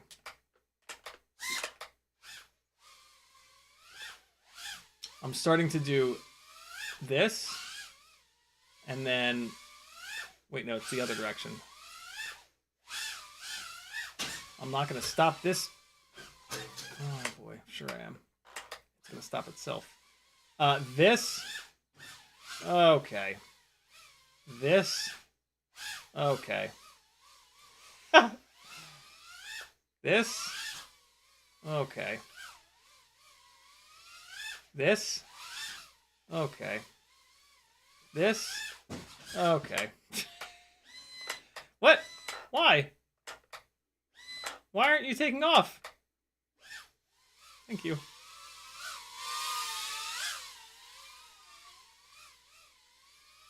This? Oh my god. I'll show you later. Jesus Christ. Oh boy. There was a brief moment where I was just really on fire there, and then it all fell to pieces. The problem is, like, as I get better, I try even more dumb stuff. So like I'm always crashing because I'm always trying stuff that's like a little bit outside of my abilities. Wow, that was massive.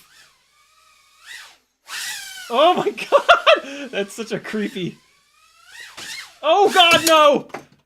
That was a hard crash. That was a big one, and it's buried back there.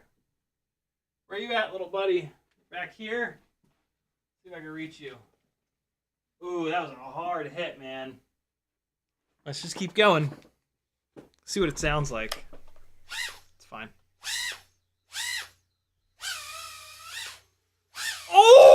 Oh, I'm inside the light. Oh my god. Oh no, no, no, no, no, no, no, no, no. I am gonna say this about this airframe. I was like talking about on that first stream, I was talking about how I was hoping that the ducts I was hoping that the ducts... Oh, I over-rotated and got very confused. I was hoping the ducts were a little bit lower so that the propellers would catch on the on the supports less. They're not. The propellers are still catching on the supports. Oh my god! That was kind of cool. Nope, nope. No, no, no. Oh, that was weird. No, no, no! Get out of there! Get out of there! You don't belong in there. Oh my god. Oh boy. Uh-oh. Uh-oh. He's visiting the AOS Cine 25 right now. Oh my god. Oh. Whoop! Get out of there. I was trying to look at the other quad, but I did a bad job. Oh, come on! Get out of there. Get! No! Come on. Get! Can you... Yep, there it goes. Let's get it.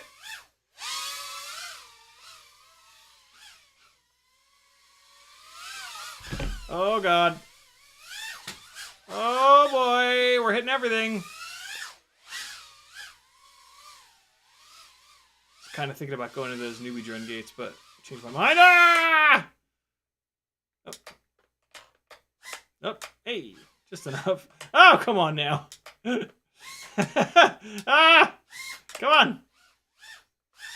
Oh! Would you see that? You might not have, because it happened quick. Oh! Yeah. Yeah! Oh! My goodness! That was sexy as shit. Oh, boy. Kind of coming around a little bit to this rig, I think. I don't know. Ah!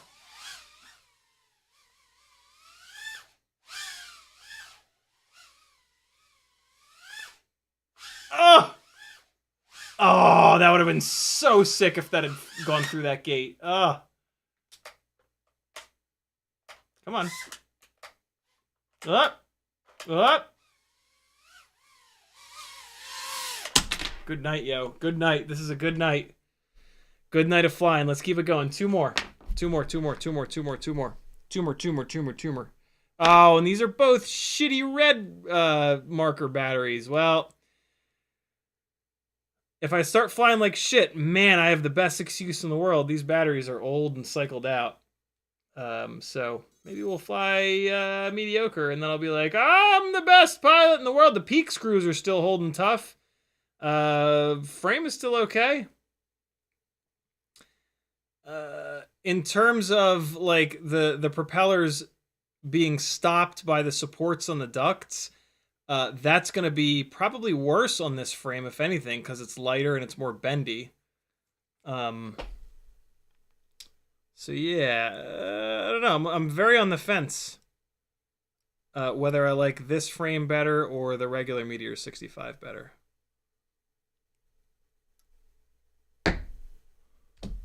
Maybe there's just one rig that's ultra lightweight and one rig that's durable as hell. There's nothing wrong with that. Just getting a couple of hairs out of there.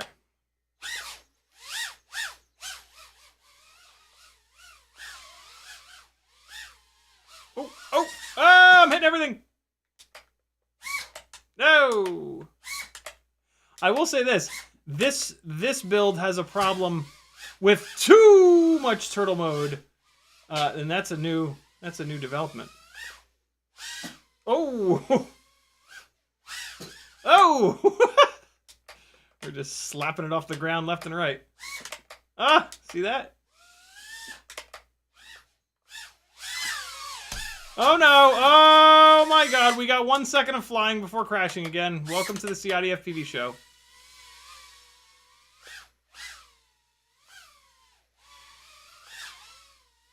Yeah. Totally what I was trying to do. Oh my god, it went out the side.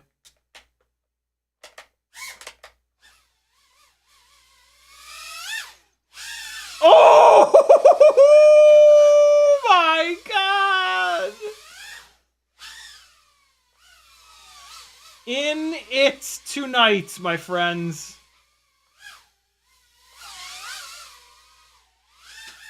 Ah! I had a lot of forward momentum, so I had to really park it to try to kill that and get it to do the power loop. And I just didn't get it quite right. Ah. No. No.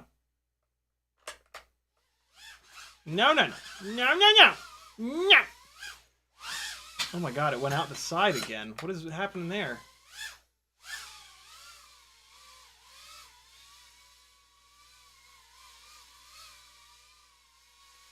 Oh! Oh! I didn't get it under the desk, but I got the bulk of it done. What did it hit on the ceiling?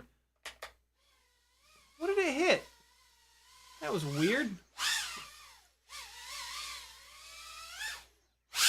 Oh my god, that fucking power loop. I forgot. Oh! Oh, we are hitting some big shit. Oh no. We are hitting some big shit tonight, my friends. What if I go through the side of this thing? What's that? Oh no. Leave me alone. What if I do it the side? Oh, that's kind of not... I don't like it. Oh my god! Oh, it just went right through. Oh boy. Get out of there. Oh, this battery shot. Oh boy. Yikes. Oh, the goat. Hello, goat. Ooh, boy. Last battery. Here we go.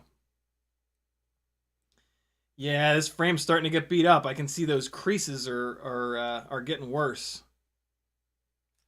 Like when I hold this frame and like I squeeze it a little bit, it's really like you can really see these creases starting.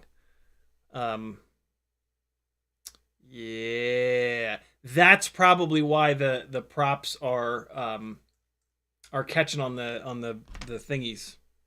It's a technical term. This is the most beat up battery I've got, so this is gonna be a little rough, but we'll be all right. It's nice and lightweight. It'll be fine. Now watch, less power makes you fly better. Ready?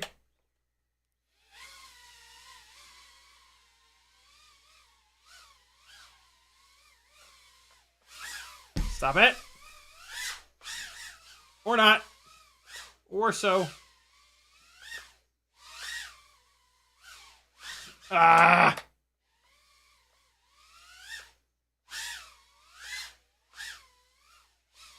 Get in there. Told you less power makes you fly better. What did that hit? What is it hitting? What am I hitting? Where am I? Ooh, the fucking McTwist through there. Did you see that shit? What the hell? McTwist it up, bitches. Come on. Come on. Let me go. No, no, no. Oh my god, what the fuck is happening tonight? Holy shit, I can't do any of these things, but all of a sudden I can do all of them. Oh no! Or none of them. Come on.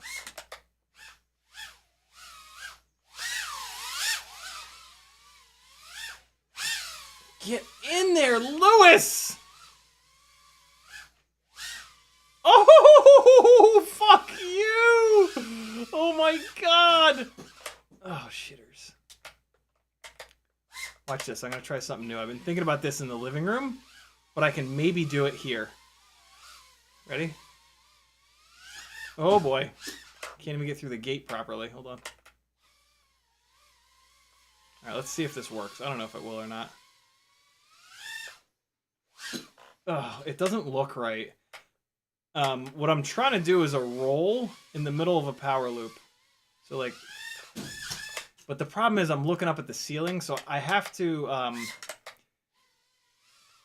throw a little hit of pitch back when I when I cut the throttle, so that I can see where I'm going. Otherwise, the roll just looks very awkward. For Christ's sakes. Like that. That's what I'm trying to do, but with a full roll. Did I go inside the bass drum? I think I'm inside the bass drum. I am indeed inside the bass drum. That's something you see every day. Oh, it's a struggle to get out of here. Oh, fuck. Oh. Oh, boy. Oh boy. Nope. I guarantee the rest of the stream is me trying to get out of the space drum. That's the wrong direction. Oh! Or I'll get right out. Fuck! Come on. Nope. Not enough elevation. Now I'm just flying like a donkey. Donkey time! Time to fly like a donkey. And that battery is done. Ow, ow, ow, ow, ow. Bit my thumb. Ooh, it cut me a little bit. No blood. It did take one single little layer of skin off my thumb. Bad. Bad tiny whoop. No! Don't you hurt your master. You can kind of see you can see the problem with the ducts catching on the propellers. I might be able to show you real quick. You might be able to see it. If you look at like the propellers, they're getting like jankied up here. Please focus.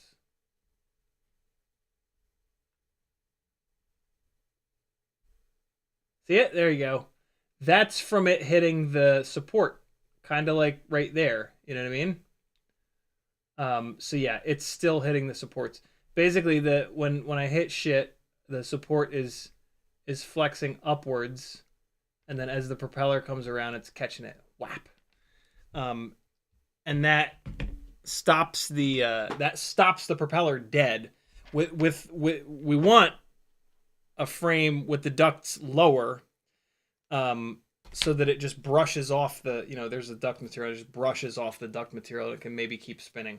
If it pushes in significantly, it's still going to stop. But yeah, the little tiny hits when it spirals out of control, that's because one of the motors is being stalled all the way. And once the propellers get stopped, once the brushless motors get stopped, they don't love starting again. They have a hard time doing that because they're not censored. So yeah, there you guys go. That was really fun. I'm really glad that we went extra long here tonight. Oh look, it's 1, 2, 3, 4 a.m. Congratulations. I don't know what congratulations means there, but hey, this is what a time to be alive. I've lost all ability to say things that make any sense. Thanks for hanging, friends. I love you. Flyzone FPV says, hey. Cole Powers says, do you continuity test each lead after soldering? I'm compulsive about it. I do not. Jolly Colt says, I'm looking at a new whoop for indoors. Between the Fractal 75 Bind and Fly and the Mobula 7. Which one is better? I like freestyle flying and racing. I would not recommend either one of those for indoor. 75 rigs are really for outdoors or like a big warehouse. Easiest thing for you to do is head over to Joshua's website, FPV Know-It-All. I've spent a ton of time working on this Ultimate FPV shopping list with him. And in the Tiny Whoop section is the absolute best possible flying combos that I've found. Here's some bind and flies, but really if you scroll down past them, for freestyle indoors, this is what you want. Read all of this. There's fantastic info in it. And then read all of these. I've spent just hours and just probably 50, 60 hours working out all of this. And it's all explained. It's all broken down. And yeah, this is most certainly what you want for indoor flying. Unless you're a much better pilot than I am. Heads from Infinity Loops is a miles better pilot than I am. And he's able to fly 75mm rigs indoors. So if you're as good or better than Heads, you might be able to do it with the 75s. But to be honest, I mean, there's just no reason for the 75s indoor. They're going to be heavier, and that's going to require you to work harder to shed the extra momentum and the extra speed off. And like, you could be the best pilot in the world. You're going to have to work harder with those rigs. The 65s are going to make you work less hard. And that's going to usually allow you to do even sicker stuff. So, yeah, the 75 rigs inside just don't make any sense. The fact that Heads does what he does with them is really a testament to how shockingly good of a pilot that he is. I will never get to that level, but that's okay. I'm happy with where I'm at. So yeah. All right, friends. Wait, no, hold on. Cole Power says less power makes you fly better. Not talking while flying makes you fly better. That's too. Also, if it's a different quad, it might be different rates / throttle curve. Jelly Colt says thanks. You're certainly welcome. Offexus says his mom banned him from touching the flim flob. All right, friends. Thanks for hanging out. Here's a little bit more RC drift car chasing. Let me just get you a little jam or two to munch on while I'm chasing these little bastards around. Why is it suggesting the same thing over and over again all of a sudden? Stop it. Oh, because I'm not logged in. Why am I not logged in? What the hell? Hold on. That's not my password. That's not my password either. Maybe that one? That's the one. Save it. Exits from the Felix Johansson Carne. Maybe it's good. Thanks for hanging, friends. See you Wednesday. Oh. Oh, it's good. Oh, it's good. Oh, I like this one. Yeah. What? The Stream Deck is defaulting.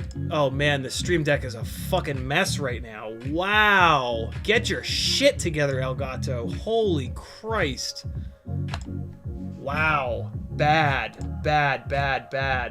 Elgato. Bad. Later, friends. What the hell?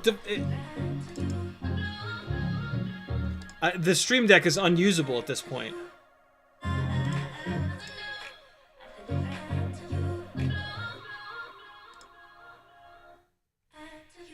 What the hell? Why is it...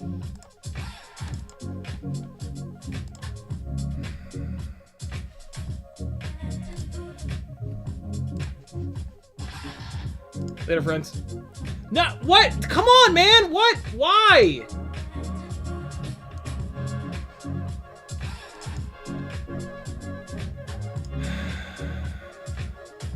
This is bad, dude. Bad product.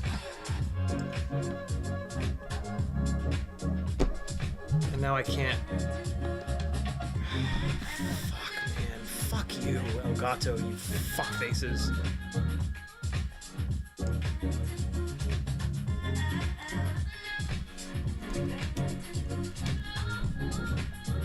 I'm gonna have to do this in some fucked up ass order because they've ruined this product. Worked completely fine before, and now it's just a disaster. What the fuck, dude?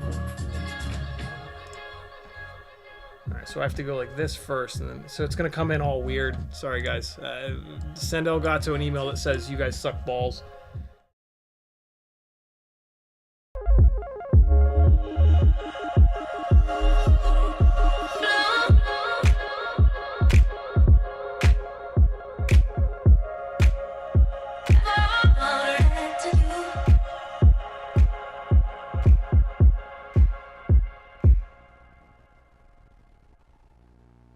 To you.